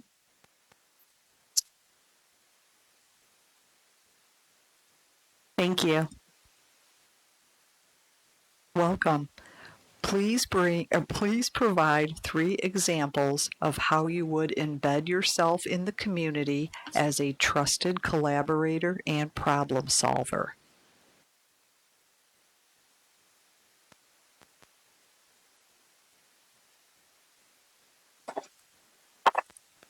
I don't want to sound like a broken record. And I said it to a student 2 weeks ago, and they asked me, what is a record? I'm just showing you my age. I don't want to sound like a broken record, but it's kind of the same thing. You set up systems, you set up structures, you set up spaces where all stakeholders can basically voice their opinion and provide input regarding what they perceive as a problem. It may not be a problem to you, but it could be a problem for the parent or for the stakeholder. I think we do a great job of that in my current organization. I have a phenomenal superintendent. We have it set up where we meet with different segments of the community every month. And again, we promote honest conversation. We promote problem solving. And a big piece of that is when you hear what a parent says, you have to respond. So the first thing I would do is create systems, processes, and spaces where parents, stakeholders, community members, students can voice and share their opinion. I'm a big believer in town hall meetings. I'm a big believer in focus groups. I want to know everything that's going on as a superintendent. I want to know. I don't want to have a mindset where you want to keep things to yourself. I want to know the great things that are happening and also the things that need to improve. The second thing I would do, I used to be an athlete. I used to play different sports, but not as much now. But I'm a big believer in going to sporting events. Again, I was looking at the website. I see that all the high schools have track. All the high schools have golf. All the high schools have their traditional sports, football, basketball. I'm impressed with the fact that some of the high schools do have golf. I went to a golfing tournament. It was part of our school, a school event. I had never played golf in my life, and I tried this. I thought I could fake it, but I couldn't. So I made the school and the district look bad, but I'm going to get better. I plan on, if I get the job, going to some of these golf practices and helping the students, letting the students show me. So I'm just big on going to school events. I also was in the band my whole high school career. I'm big in going to band concerts and drama. So just going to school events and hearing from students and being a problem solver in that way. Also, I think it's important for us to allow stakeholders to think of ways that the district could do better or be problem solvers. So I think the third thing I would do is just create or work with our team to create some type of process, a system where the district allows parents to solve problems. And in my former district, we had it was very effective. We had a gentleman in the role of ombudsman, and he was great. He helped problem solve. He did a whole lot. He kept a lot off of the assistant superintendent's plate. So I think that's a position or something like that all school districts can have. I don't know if you have it in Kalamazoo. It might have a different name, but just having a person, a liaison to the community who helps to solve problems before they get to the district level. That was very effective in my previous district. Thank you. How would you ensure that the district is providing adequate support and enrichment opportunities to KPS students who are not meeting or exceeding performance standards? In this case, you have to look at a variety of data sources, formative assessments, summative assessments. You go into schools. Again, I will require my staff to stay in schools. And I'm talking about the people who supervise principals. I'm talking about the people who work directly with curriculum. That's what we do now. In my current position, in my former position, we stay in schools, we stay in classrooms. I would require those folks to stay in schools, look at data, one thing that's very effective is just to talk to teachers. Teachers, what additional supports do you need? What forms of enrichment do you need? What can the district do to support you as you try to move students forward? And I just don't mean some of the students, all of the students. Even our top performing students may need additional support so they could be even better. So talking to teachers and also open the door. And again, as I said in the previous question, make parents feel comfortable to say, this is what we need. These are the enrichments we need. I think enrichment opportunities are great. I'm a big believer in after school enrichment, after school opportunities, summer school opportunities, also Saturday school. We initially, I basically initiated a Saturday school program in my current district. We meet on Saturday from 9 to 12. It's a focus on math, even though we, in my current district, when I was hired to push and move student achievement. We focused on ELA, math, and science. 90% of our schools showed major growth, and math was our strongest area. We had 31 schools, 29 of them improved. All of our secondary schools had double-digit gains, but we still had a segment of the population who was not doing well, did not do well in math. So that's why we initiated the the Saturday school program. And you see the growth each week. You see it every week. I know when I talked about starting it, some of the stakeholders said, how are you going to get people to come in on a Saturday? And I told them my method is a cheeseburger and fries. So we offered them McDonald's on Saturday. We offered them, I would go order Domino's pizzas, and in that neighborhood, they don't deliver, so you have to put it in your car. And it's been very effective. We actually closed our Saturday school program last week, and we're taking all the students to Six Flags and amusement park as a reward. And again, it's a free trip. And I know moving forward, we'll have even more students participate. So again, you find out what enrichments to use by looking at data, talking to teachers. Teachers are very important. I was a teacher for a long time, and teachers really drive the system. They know what's going on in the system. Talking to teachers to see what enrichments they need, what type of support.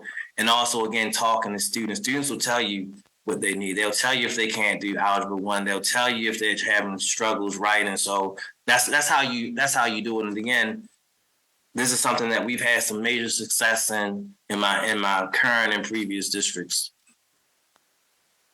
Thank you.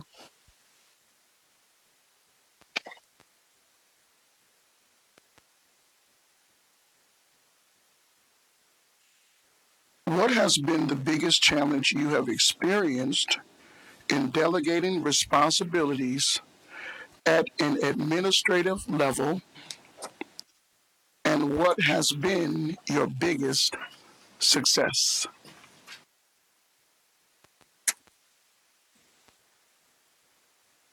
I would say, honestly, my biggest challenge related to delegating responsibility is when 5 years ago, I went from being a principal where you kind of do everything on your own, you kind of make all the decisions, to when I became an assistant superintendent responsible for 18 schools, responsible for certain members of the curriculum team, and I had to delegate that. Again, in that case, I had an excellent leader. The deputy superintendent was excellent, so I learned a lot from her. But we worked as a team. I learned how to delegate. I learned how to release responsibility. And to be honest with you, that team, and I'm going to just say it, we were in Kansas City. And when I started, Kansas City was unaccredited. It was the lowest performing district in the state. And when my boss hired me, he said to me, I'm hiring you to move student achievement and to calm our schools down. And I don't know if you know anything about Kansas City. A lot of the folks who had worked there for years didn't believe it could happen. They were saying, you would hear things like, these students can't, these students are not capable.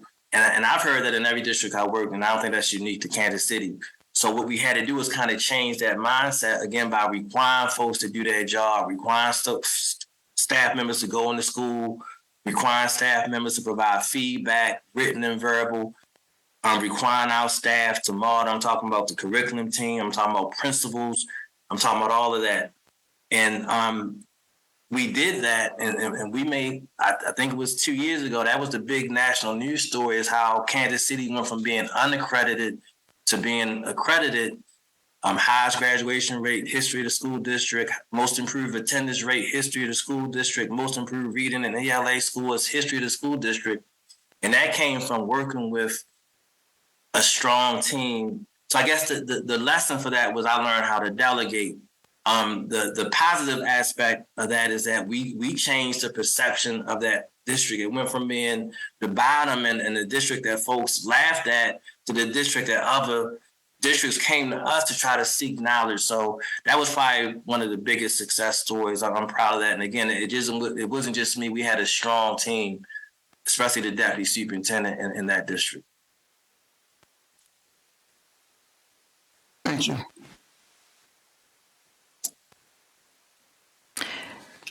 During your first year, how will you identify areas of strengths and weaknesses in our district's delivery of every opportunity to every child, every time? Again, as the superintendent of Kalamazoo, I will have a 90-day plan. Part of that plan would be to visit every school, to visit every building or program we have in the district. Again, and like I've said before, talk to people. I like to do strength, weakness, SWOT analysis, where you focus on the strengths of the district, the weaknesses, the opportunities, and the threats. Have utilized the leadership team to do that across the district, find out where our strengths are, where our opportunities are, where our weaknesses are, and just acting on those. Again, getting to the point where parents are comfortable being honest and students are comfortable being honest and sharing some of the things that they think are not going well. Again, when I researched the position, I read an article, and one of the students, I don't know if she was from Low Norris and I'm sorry if I'm pronouncing that wrong, Kalamazoo Central, and she talked about a toxic type of environment. And when we hear something like that, if that's what's being said, even if it's only a few people, that's something that we have to act on. And again, when I say we, I'm talking about the adults that work in the district. We have to act on that. So the way I will find out what's going on, again, is just to be visible, be present, and require the team, the entire leadership team, principals, students, staff members, support to be visible, present, and just share how they feel. That's how you find things out. And again, the key to that is not just going through the motions of that, but actually responding and acting and pushing change. Thank you.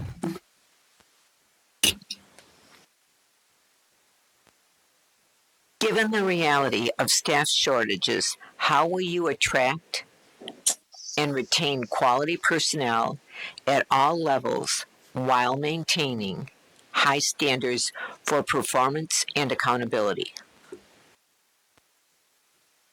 I want to thank the board for these great questions. And I'm saying they're great because they seem to align with some of the stuff that I've been doing. So that's what I'm saying they're great, but they are really great.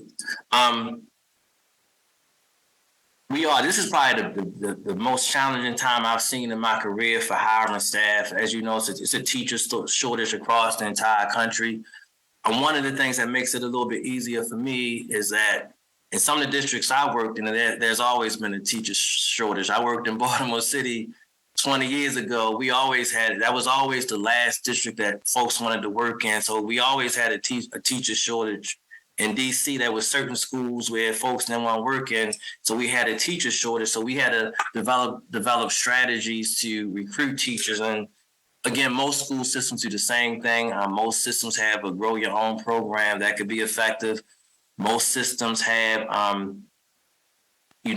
different systems in place where you talk to teachers during the course of the year. You provide PD to help them become better and try to keep them. One thing that I think is very effective, and I know I did this for a while, is to target some folks who would never even think about teaching. I know I was a political science major when I went to school. I had no desire to teach. I come from a family of teachers. My mother was a teacher. My aunt was a teacher. I would go visit their schools when when my school would be closed. And I used to sit there saying, as a 5-year-old, I'm never going to teach. So when I graduated from college, there was a freeze on the government. And when you live in the Baltimore, D.C. area, you normally go work for the government, the federal government. It was a freeze in the government. And since my mother was a teacher, she said, why don't you go teach for a year? And I went in there the first day thinking I would hate it. And it was a total opposite. I loved it. I was hooked from day one. I never looked back. I loved it. So I think, and again, I've been researching Kalamazoo for the past 2 years. I know Western Michigan is part of the Kalamazoo area. And forgive me if I'm saying some of these colleges wrong. I think it's Kalamazoo College. And it's a KV. I'm trying to remember. Kalamazoo, I think it's Kalamazoo Valley College. And if it's in some other schools, I'm just forgetting them right now. But I think it would be great to partner with those. I don't know if we're already doing this in Kalamazoo, but you partner with those colleges. You try to focus on non-traditional candidates, folks who do not have a degree in education, who may not really think about education, try to get them into the schools to do things like career days, shadow days.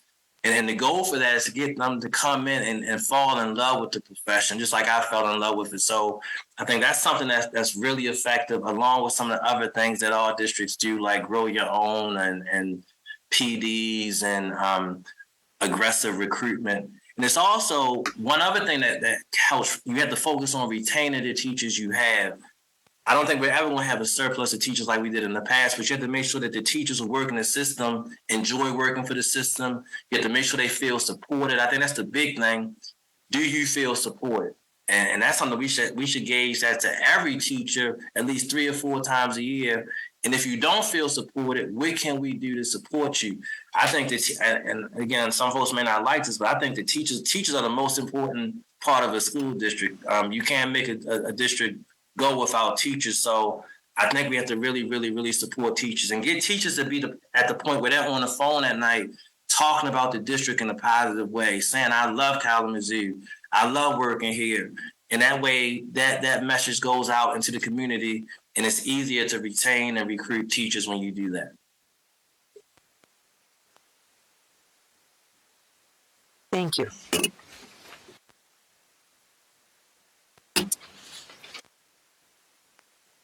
Please provide examples of how you have worked with building principals to improve their leadership performance. That's an area that I feel like an expert in that area. I've been working with principals for the last, I would say, 25 years. And again, I'm just telling stories to build some foundation. I know when I was in D.C., because of some of the outcomes I had, we had 120 principals in D.C., and we had something called mentor principals. There were only 4 in the whole district. So you would be assigned like 30 principals every year to mentor and provide PD for, and just to be a shoulder for them to share input. And I did that for like 5 years. I would have like 30 teachers for 5 years as a principal. So then when I became an assistant superintendent, I had been already doing it for years. So it was easy for me to provide quality PD for principals. It was easy for me. When I say me, I'm talking about the team that I work with. It was easy for me to work with the instructional coordinators and the other members of the team to provide feedback, to come in and model how a principal should basically go through their day. I'm a big believer, again, in staying in schools and coaching and working. I believe in coaching from the field. I'm not an office person. I believe in, again, you supervise, you work with principals, you stay in the field. I also think an important position is the principal supervisor. I work with 4 assistant superintendents who their main job is to supervise principals again. I've been lucky. We have a strong team, and one thing that I require them, again, it's not optional. I require them to go and visit schools a certain number of times a week. I require them to write and provide feedback and demonstrate what they're doing to help principals grow. And again, as a result of that, we had major gains in our district last year, ELA, math, science. We also had major gains because a big piece of that is safety and climate. Principals are really the leaders of safety and climate. So not just student achievement, it's also important to help principals become strong in the area of safety and climate. As a matter of fact, I would say a lot of the issues you have in school with behavior, it comes from shortcomings in principal leadership result related to that. So you really have to have strong training and modeling in that area also for your principals to become better. And again, this is an area that, again, I've been doing for 20 years. I feel that's a real strong area for me, and it's reflected in the outcomes and the improved student achievement, reduction in out of school suspension, and just creating a calm environment in the school districts I work in. Thank you. Please describe in detail successful efforts you have made to narrow or close achievement gaps in your current district.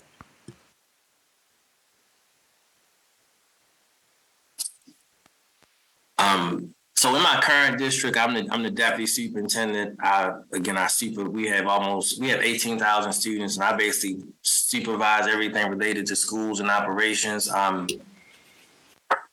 When my superintendent hired me, she was just straightforward to say, "I'm hiring you to help move student achievement." She said, "That's the reason I'm hiring you." And we put a lot of things in place. She charged me with creating an instructional program, an instructional expectations that we expect our teachers to do every day in the classroom, mainly plan quality lessons, mainly assess students on a weekly basis, make data-driven decisions, provide additional support for students to improve and do better. And the key to that being beneficial and helpful is that, again, you have to constantly monitor, constantly provide feedback, constantly model and help the teachers and also, again, the principals become stronger. So, as I said earlier, we did that, provide enrichments and provide additional support. And we did that. And again, there are 500 school districts and 560, I think, in my current state of Missouri. And we went from being one of the bottom states, especially in the area of math, to being the fourth most improved state. So in my current district, I consider myself a strong instructional leader. And one of the requirements for anybody that works in the district as a superintendent, if I'm the superintendent, if you are a supervisor of any principal, if you are a principal, you have to become a strong instructional leader. And again, we will provide the training, we'll provide the PD, we'll provide the support. But that's something, again, that's not negotiable. That's something that's required, that you're becoming a strong instructional leader so you can provide the best quality of instruction to the students that sit in front of you every day. So again, I guess I'm going to close in saying that in my current district, just the outcomes itself kind of speak for themselves. Thank you. This is the last question. What essential qualities must your administrative leadership team possess to ensure the success of the district? Did you say administrative leadership team? Correct. What essential qualities must your administrative leadership team possess to ensure the success of the district? Well, first and foremost, you have to care about students. I mean, first and foremost, your actions have to demonstrate that you care about students, not just your words. It's easy for me to come in this interview and say I care about students. It's easy for a person when it's appropriate to say they care about students, but your actions have to demonstrate that you care about students. And when your actions demonstrate that you care about students, other people see that. So first and foremost, I like to present who I am, so it's no misunderstandings if I'm hired for any position. I'm big on accountability related to that. You have to demonstrate first and foremost that you care about the instructional improvement and overall safety of students. I don't want any student in any building feeling uncomfortable. I don't want any student in any building feeling bullied. That's something that if you work with me and I'm the superintendent, that's going to be something that's non-negotiable. Also, I currently lead our diversity, equity, and inclusion initiative. That's real important to me. We have monthly workshops. We have monthly sessions. So that's something that if you work in the organization, if it was okay with the board, that's something I would really push as a requirement that you take part in that. And the reason that's important is because you have to understand the students who sit in front of you. You have to understand. You have to see the world through their lens. I worked in a district where, and I'm not going to name the district, but I worked in a district where folks didn't really focus on our special needs population. When we would do school visits, we wouldn't even go into special needs classrooms, and that's something that that doesn't work for me. That I would be outraged by that. So when I became in charge, when I started, it became a requirement that not only did you go into special needs classrooms, but you had the same expectations for those students that you had for all other students. Again, I worked for many years, and I'm a believer that you had the same expectations. You provide the same high quality of instruction for your special needs students, all your students. So that's something that really keeps me up at night. I can't sleep at night if I have folks on my team who feel as though they're not going to give 100% for what's best for students. So that's one thing that I require. Well, that's two things. I would require that you care about students, that you act in the best interest of students. The second thing, again, and if the board is approving of this, I would really push our diversity, equity, and inclusion initiative where it's not just words, but it's also actions. Whatever the policy is, it has to be acted out. And again, I know some folks don't want to have that discussion, but it's a discussion that needs to be had at this time. And again, I'm just presenting who I am up front. Another thing that I would require is that you have to be professional and adhere to district policies and procedures. If you look at the news, if you see school districts in trouble, it's normally because somebody on the leadership team, I'm talking about people like myself, assistant suits, principals, failed to follow policy and procedure. So, again, I believe in over messaging. I believe in training, but failing to follow policy and procedures is something that would be acted on. And those are the three things. And also I'm big on, I think it's good for your district to have fun. So I think it's good, and this is something I learned from since I've been in Missouri. We have kickball tournaments for staff.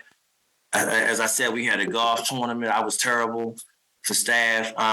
We have little outings and get-togethers for staff. I think it's good for staff members to have fun with each other, do some fun things, and that's how you really become tight as a unit. So the fourth thing I think would be just creating spaces and schemes where you could bond as a unit, have fun, and see each other as individuals. Did you say that was the last question? It is the last question. I mean, that went fast. That shows how the quality of the questions that were posed. So thank you again. Thank you. We thank you for interviewing with us today and look forward to letting you know what happens next in this process. Okay, again, I want to thank the board for providing me this opportunity. You know what? I forgot all about talking slow, so I hope I didn't talk too fast and mess up the translator. I'm from Baltimore. We can talk kind of fast. I apologize for that. Thank you so much. All right, thank you.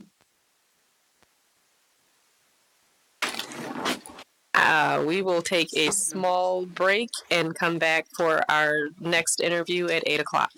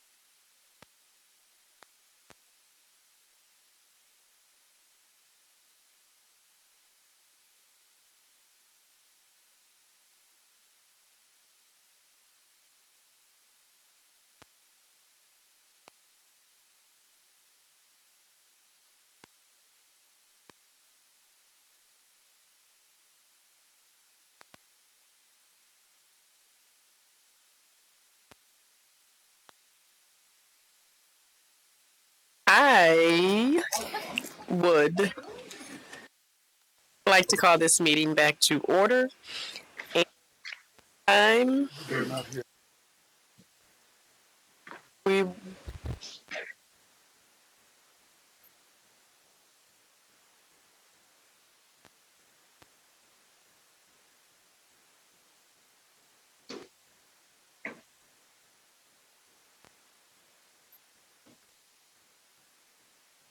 Good evening.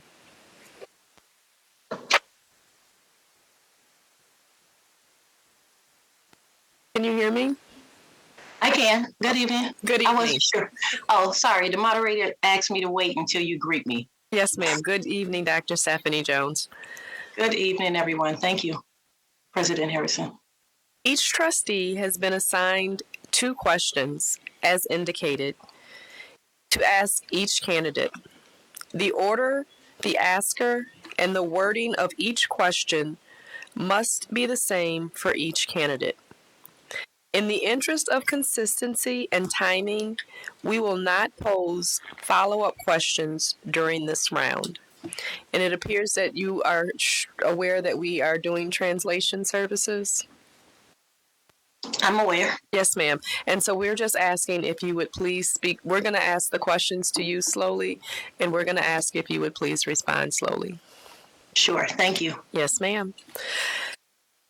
As a new leader in an underperforming district, you will need to develop a district improvement plan with measurable goals and a system for monitoring and reporting progress towards those goals.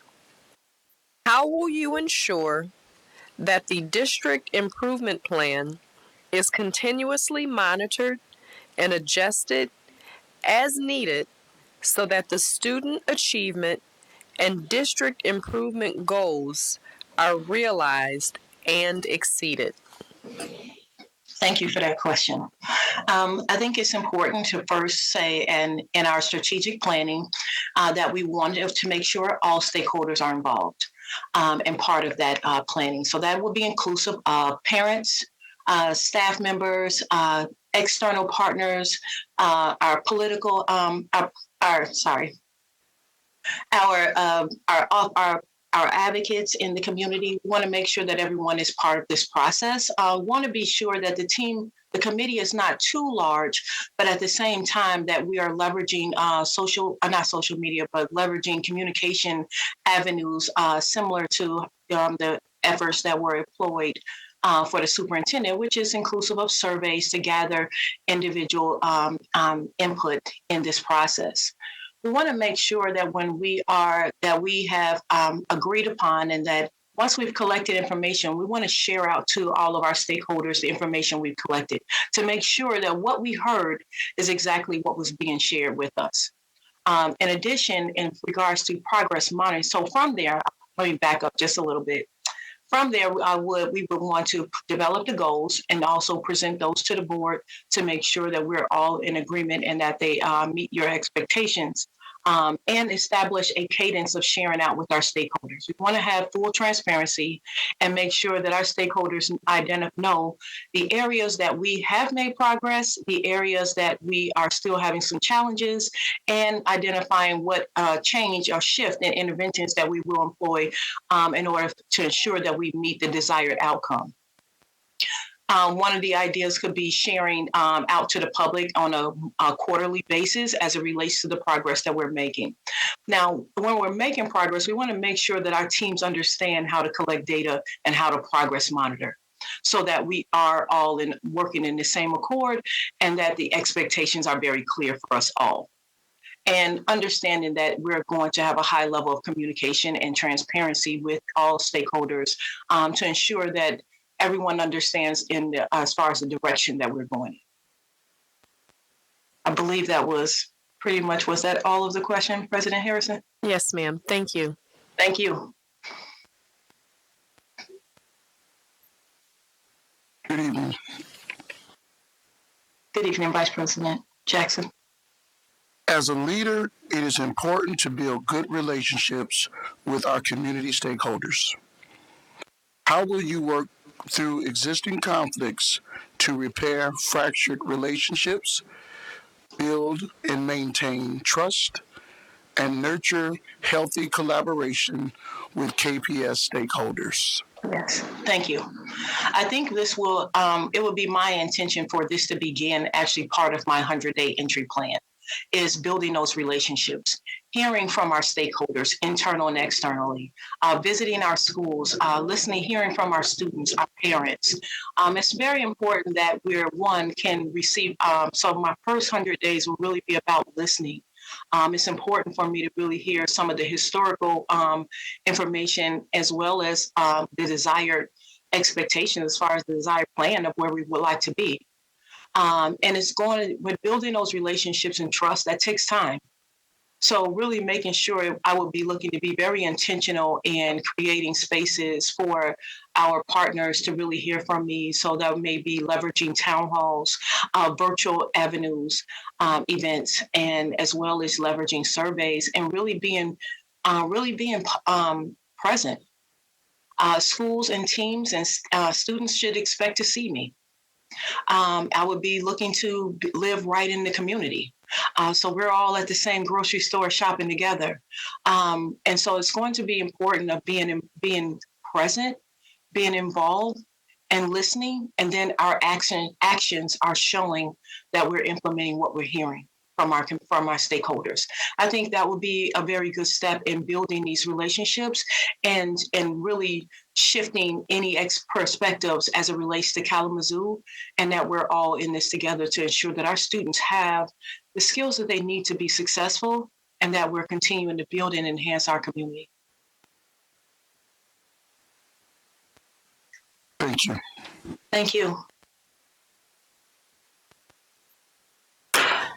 What have you found to be the most effective alternatives to suspension in addressing unsafe student behaviors? For example, fighting or bullying. Please provide an example of when you have utilized these alternatives and tell us the outcome. Thank you.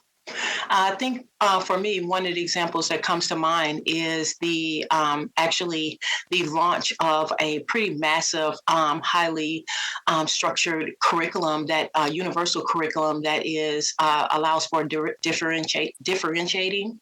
It also allows for us to accommodate our students that have received special education services as well as EL services. And I say all of this is because I believe that it can be focused on what's actually happening in the classroom and in our buildings and outside of our buildings. And that there's a lot of research that shares that when students are engaged, you see a decrease in behaviors. So it's really going to be focused on looking at what instructional practices as well as our curriculum framework have we adopted, or do we identify there's some areas that we can improve in order to see a decrease. And so my experience has been with launching a massive curriculum, we have seen an increase in students' performance academically, attendance increase, graduation increase, as well as a decrease in discipline. And coming out of this pandemic, which has been challenging for us all, to see a decrease despite the increase in social emotional needs that we've seen in regards to our students, is something definitely I want to acknowledge and praise our teams on the great efforts. Oh, and in addition, if I can just add on another experience, I apologize, has also been training school teams in implementing and developing functional behavior analysis and behavior intervention plans for not just our students with disabilities, but for all students. Help training our teams to understand that behavior does not have to be aggressive. It's any behavior that is impacting our students from learning. So whether that is a student with their head on the desk, they're not able to learn if they're not actually engaged in the learning. And so really allowing us to really kind of take a step back and look at what is happening before the student engages in behavior, and how can we put research-based interventions and strategies in place to shift that behavior. And then we can see the desired outcome, which is our students being successful. Thank you. Thank you. There are many students in KPS who have experienced a multitude of barriers on their path to educational attainment and have dropped out of school.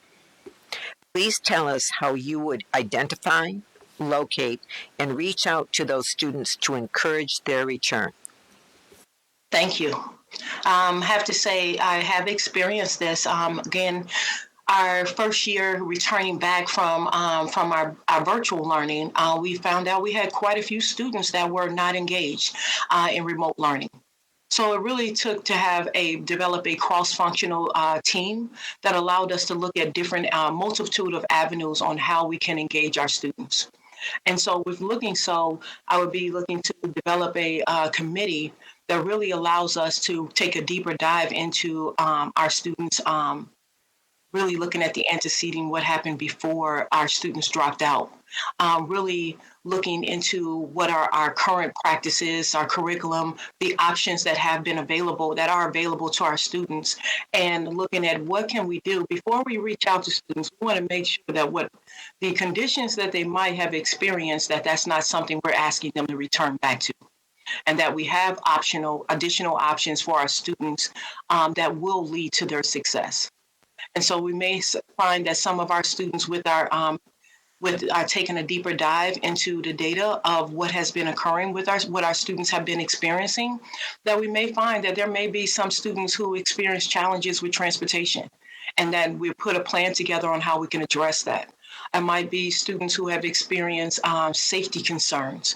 And so we want to make sure that before we start engaging, that we can put practices in place to make sure that our students feel safe, that they feel welcome, that we have increased the level of connectiveness for our students. And so that we also will want to look at leveraging their peers. Because sometimes we may find that the last contact information that we were in possession of may not be the current, but their fellow students know how to reach them. So we want to make sure that we're leveraging all avenues to, one, be able to be in contact with our students and families. Also making sure that there are options available so that we're not repeating or asking them to come back to the same conditions that possibly led to them leaving. Thank you. Thank you.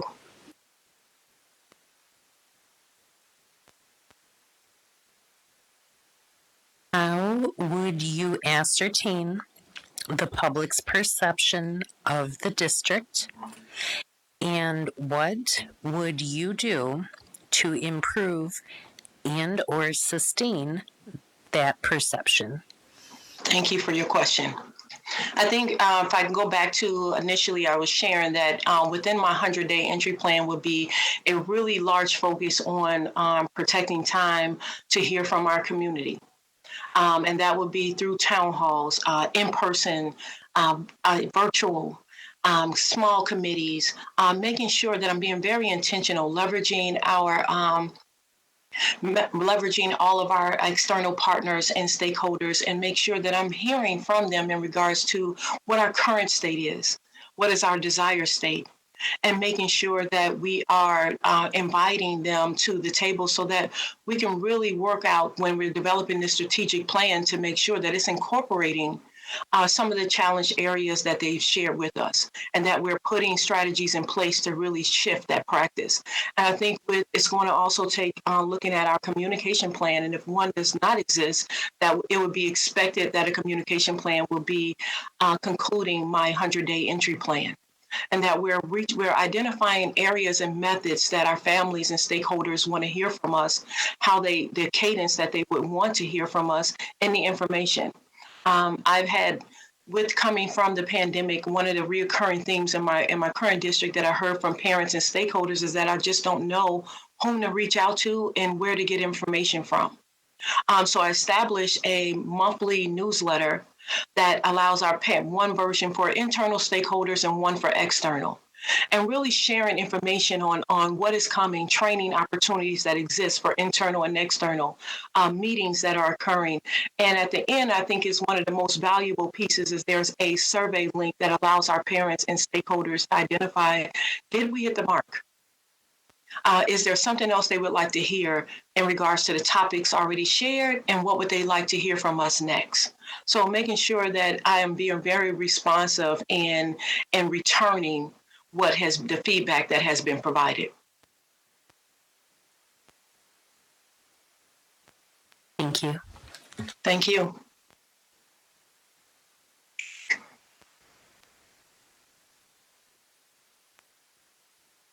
How will you create a culture for staff and students where differences are valued, encouraged, and supported? Thank you for that question.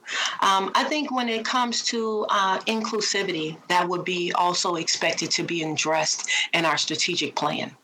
So when we are discussing inclusivity, the plan would guide our teams on the how.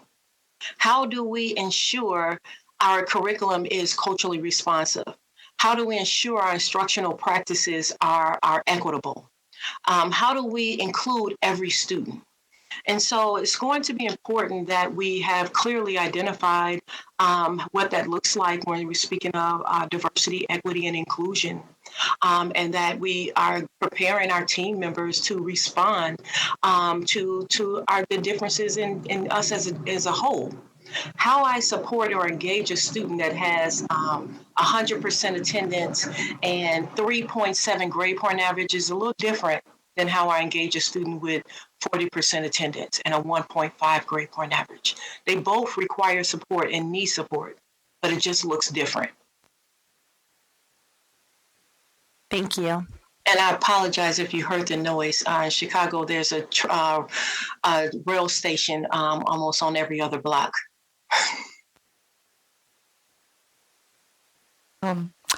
Welcome. Please provide 3 examples of how you would embed yourself in the community as a trusted collaborator and problem solver. Thank you. Again, I would go back to part of it would begin during that 100-day entry. I would hope that I'll have the opportunity to visit sometime before if provided this opportunity. But it's really going to be important for me to really make sure that I'm present and able to really hear from all of our stakeholders. And that's going to be one of the key pieces is hearing from us, gathering that historical information, and making sure that I'm extremely visible. I would also intend to join some of the community clubs and hope to be involved in various community organizations such as the Chamber of Commerce, the United Way, making sure that I'm protecting time and space to partner with our faith-based organizations, with our mayor's office and other elected officials, making sure that one, we understand that together is the only way that we can ensure that our students are in place for success. One of the things that sets aside Kalamazoo from others is that Kalamazoo promise. And so our children have an opportunity that we know finances for college have been a barrier, especially when we're thinking about some of our students in the lower socioeconomic status. And so, that's definitely something that I want to give you all the accolades for this being an option for our students. It's going to now take all of us to really make sure that we're leveraging all the resources in the community to put all the pieces together. So that from the time our students and our families are walking up to our buildings until they're navigating the hallways and in the classrooms, that we all feel connected, that our staff feel valued and connected. And so I would be looking to make sure that I'm present. I would intend to be very present and available for all of our stakeholders. And I believe that that will leverage us and bode well in regards to relationships and partnerships and sustaining those healthy relationships. Thank you. Thank you. How would you ensure that the district is providing adequate support and enrichment opportunities to KPS students who are not meeting or exceeding performance standards? Thank you. That's an amazing question, and I hope to make this concise and short as possible. But it's going to take us part of that 100-day that entry plan. Will be taking a deeper dive into our data. Really looking at not just our standardized assessment scores, but looking at our students, our student grades, our attendance, our discipline, our graduation rate. Looking at what we're budgeting for that actually matches the interventions and resources available.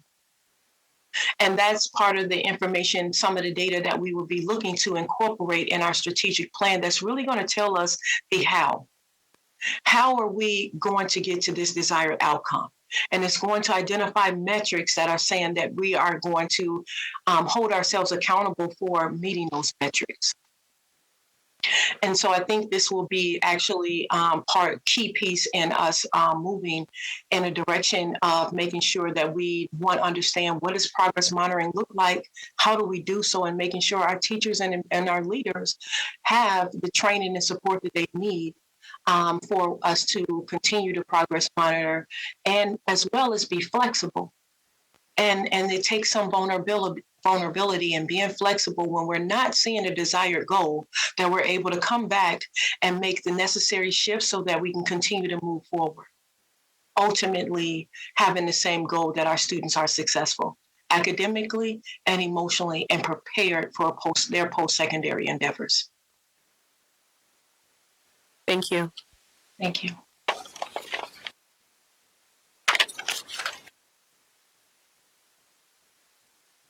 What has been the biggest challenge you have experienced in delegated responsibilities at an administrative level? And what has been your biggest success? Thank you for that question. I would say that the biggest challenge in delegating I experienced was during the pandemic, working virtually. It seemed that since we took away the time of traveling to and from work and home, and not having to travel for lunch, is that we just weren't able to. Seemed like we worked a little longer, and just couldn't take those breaks away because we didn't have some of those other avenues that may have given us some pause. And so I think one of the areas that I really have taken to heart is making sure that teams are able to protect time for themselves, for their families. So I would say that was the challenge of trying to navigate, and things were shifting for us in education on a daily basis, sometimes multiple times a day, depending on the numbers, right? And so I think it's just really making sure that we can protect time, and that I'm very intentional in ensuring that team members are supported and time in regards to that. And so if I can say, one of the areas that I'm super proud of is that when I onboarded, we had initiated training or building the capacity of training staff members, our educators in structured literacy. When I joined, we had approximately 44 teachers. Super proud that we are over 900 teachers trained, over 50 certified. And so that's in less than about a year and a half. And so that was one of the greatest things that I'm proud of in delegating that work. That ensures that, one, our teachers have the skills that they need to support the fundamental reading skills for our students. Thank you. Thank you.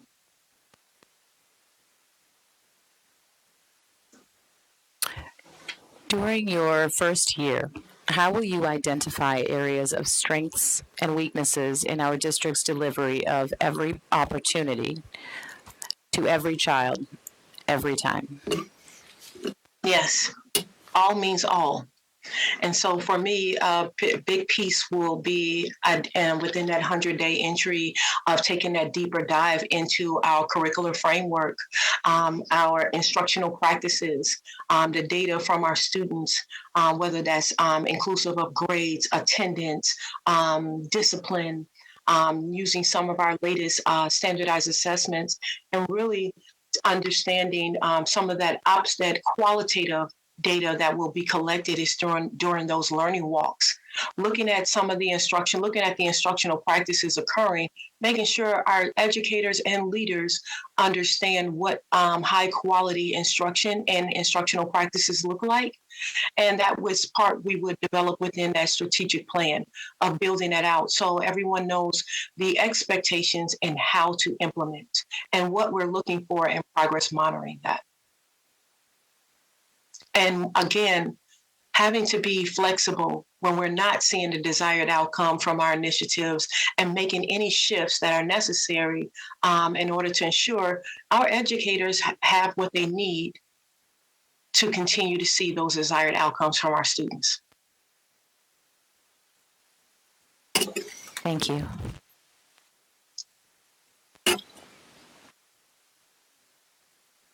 Given the reality of staff shortages, how will you attract and retain quality personnel at all levels while maintaining high standards for performance and accountability? Yes, thank you. Great question. We are all faced with staff shortages. And so some of the things I've employed and been able to support and currently are leveraging the Build Your Own, where even not just for teachers, but programs that support paraprofessionals earning their teaching certificate, licensed practical nurses earning their registered nurse license, and then moving forward to school certified nurses. So from every perspective, we've looked to really build your own. And so I think that's actually a great tool. Also, leveraging our university partners has been part of this practice, and something that I've been very passionate about is working with our community, with our universities and colleges to really help build our education professionals within our district.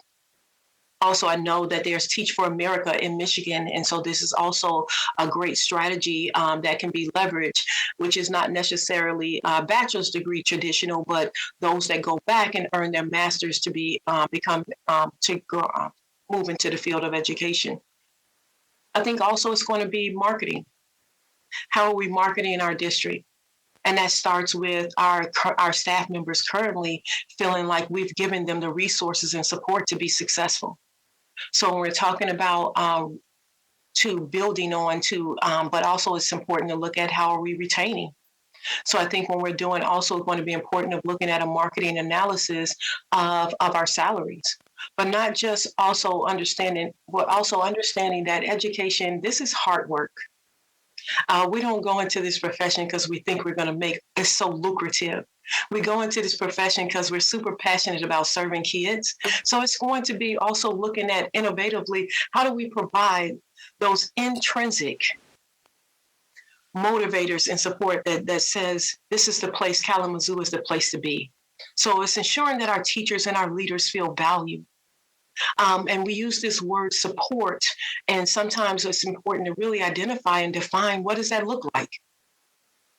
Are we still moving with, which I don't know about any other profession, but in education at times we do this one-off PD. And it's like with this one PD, you automatically have all of these skills and you've reached this mastery level and you're absolutely able to go out into that classroom and implement.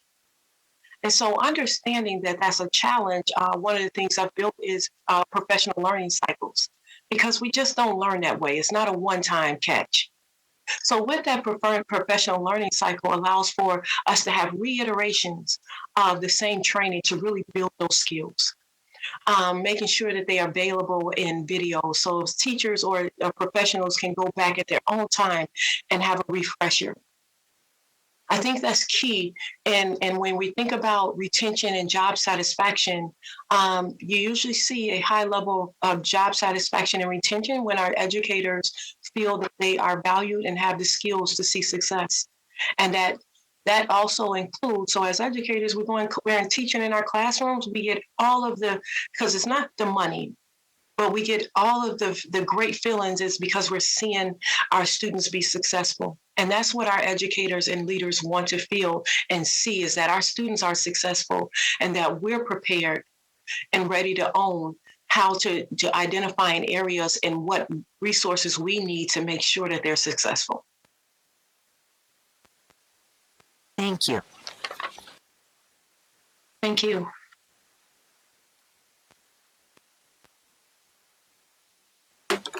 Please provide examples of how you have worked with building principals to improve their leadership performance. Thank you. This is actually one of the area that I'm extremely passionate about as well, and that I've had the experience of building our school leaders from small districts to my current district, which is pretty large, and so. If I give an example, in my small districts, I've been in both districts responsible for providing professional learning for our school leaders, helping them understand what the look fors are when they walk into a classroom. Having leading special education, sometimes that's the classroom that we actually avoid because we're not really sure what significantly modified curriculum should look like in implementation. And what our students should be doing and what our staff should be doing. And so sometimes that's an area that's a challenge for us. And we have to I think it's been, for me, important to understand that for our general education certificates, there's only a couple courses in special education, which are pretty basic. So my job has always been making sure that I'm building the capacity of our our leaders to know what it looks like. What should you look for in an educational plan? What should you look for in the as far as the curriculum, the lesson plans develop?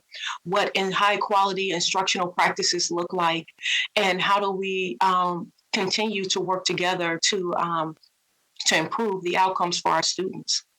So I've been providing trainings throughout my leadership career, from instructional practices, supporting the development of rubrics for those instructional walks, developing guidance and training for various areas, such as certain House bills that have come out that are shifting our students as far as their ability to remain in our schools beyond their 22nd birthday, or trainings around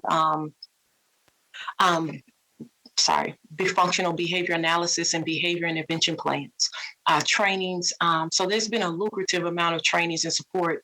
And I've also had the opportunity of really partnering with one of our network officers that was leading one of the most marginalized communities nationally known as with the highest violence rate. And that was actually working in the lowest tier of all the 16 networks. And our partnership and training for the school leaders had moved them from the bottom to the top tier of our networks. And ultimately, of course, that aligned with our students being successful as well. Thank you.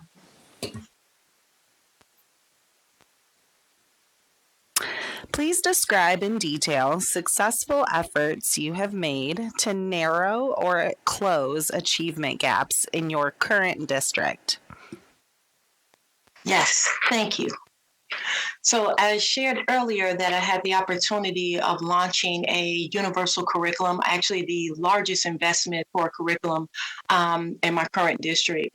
And so being part of that allowed us to make sure that we have a universal curriculum that supports all of our students across every grade level and content area.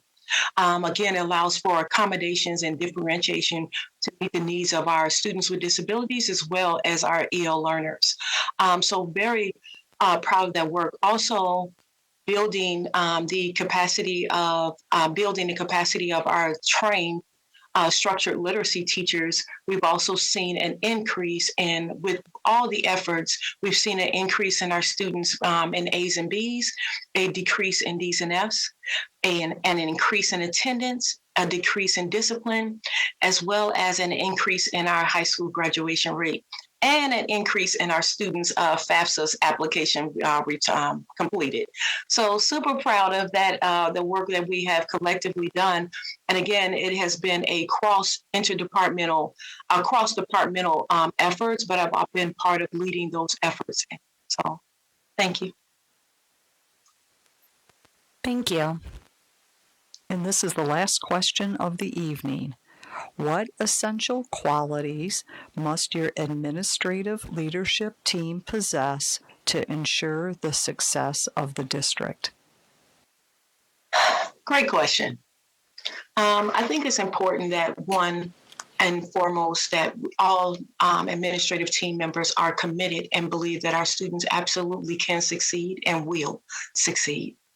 And so it's important that we're all committed to this hard work and that we are flexible, vulnerable, innovative, and a high level of communication skills to ensure that we are working alongside, and it requires flexibility, that we are working together to really make sure that we're building out a plan, and not just building out a plan, that we are making sure that in our execution that we have identified desired and expected metrics, and that we're holding each other accountable and we're responsible for one another with achieving that goal.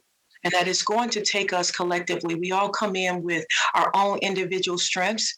And so for me, I want to value their individual strengths, and that putting all of those collectively together will allow us to ensure that we are supporting our staff, our students, our families, as well as hearing and incorporating the feedback from our partners.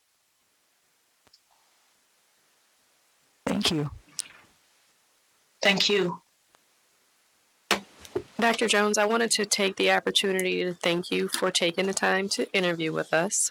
We will be reaching out to you to let you know what happens next in the process.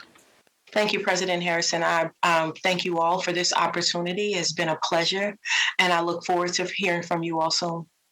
Have a great evening. You do the same. Thank you.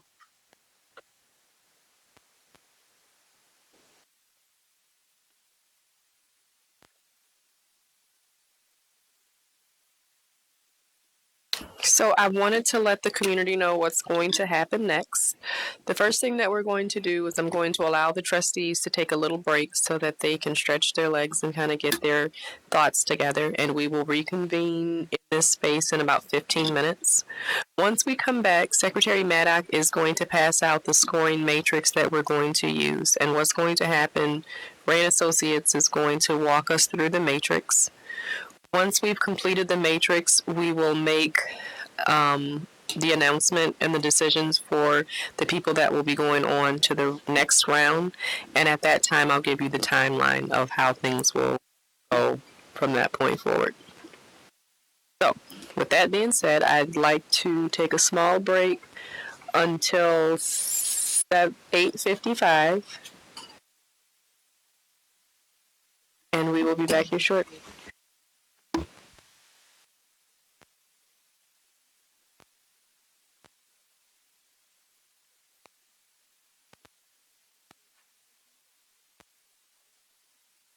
Decision making.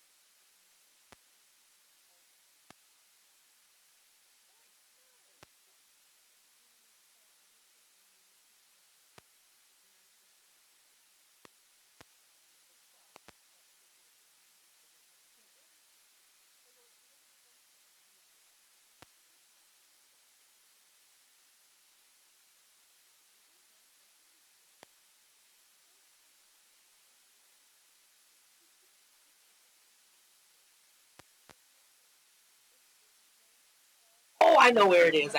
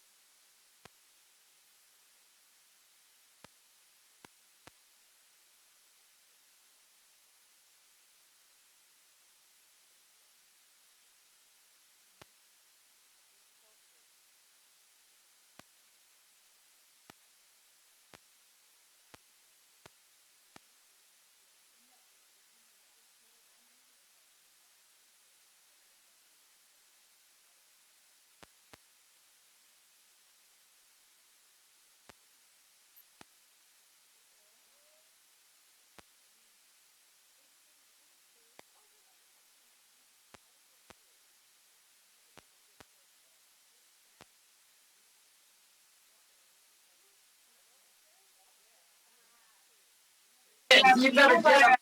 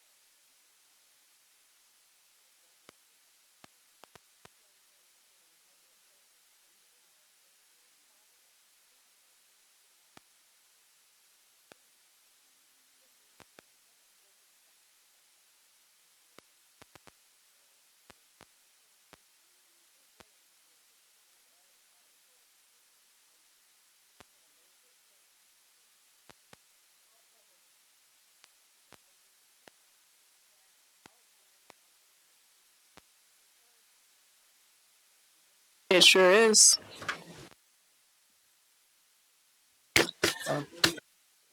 Things are on time around here. I would like to call this meeting back to order.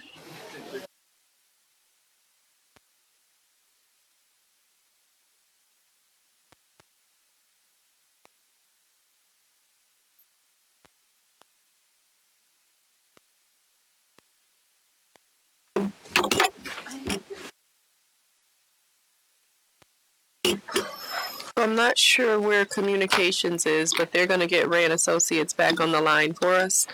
Hey, communications. Secretary Maddock is going to pass out the matrix. Oh, no, not yet. Well, I didn't know where you were, so.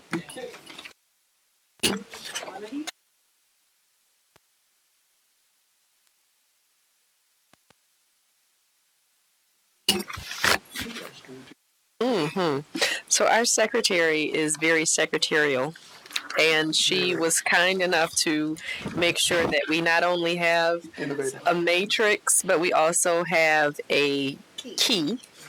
And what we're going to do is make sure that when we use this key, we only refer to the candidates by number, not by name. So what I'm going to have you guys do is go ahead and complete the matrix, just the top, and then we're going to give it to Secretary Maddox. She will get it to Ray and Associates, and we will go from there. And can you see me? I just want to make sure you can see me. We cannot see you, but we can hear you. Oh, okay, good. You don't have to see me.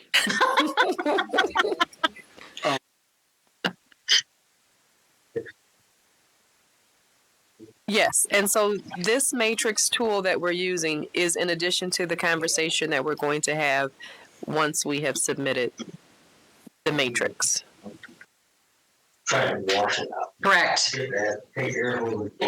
And please make sure that you circle your identifying letter down below on the board line, if you would, please, so I know whose form is whose.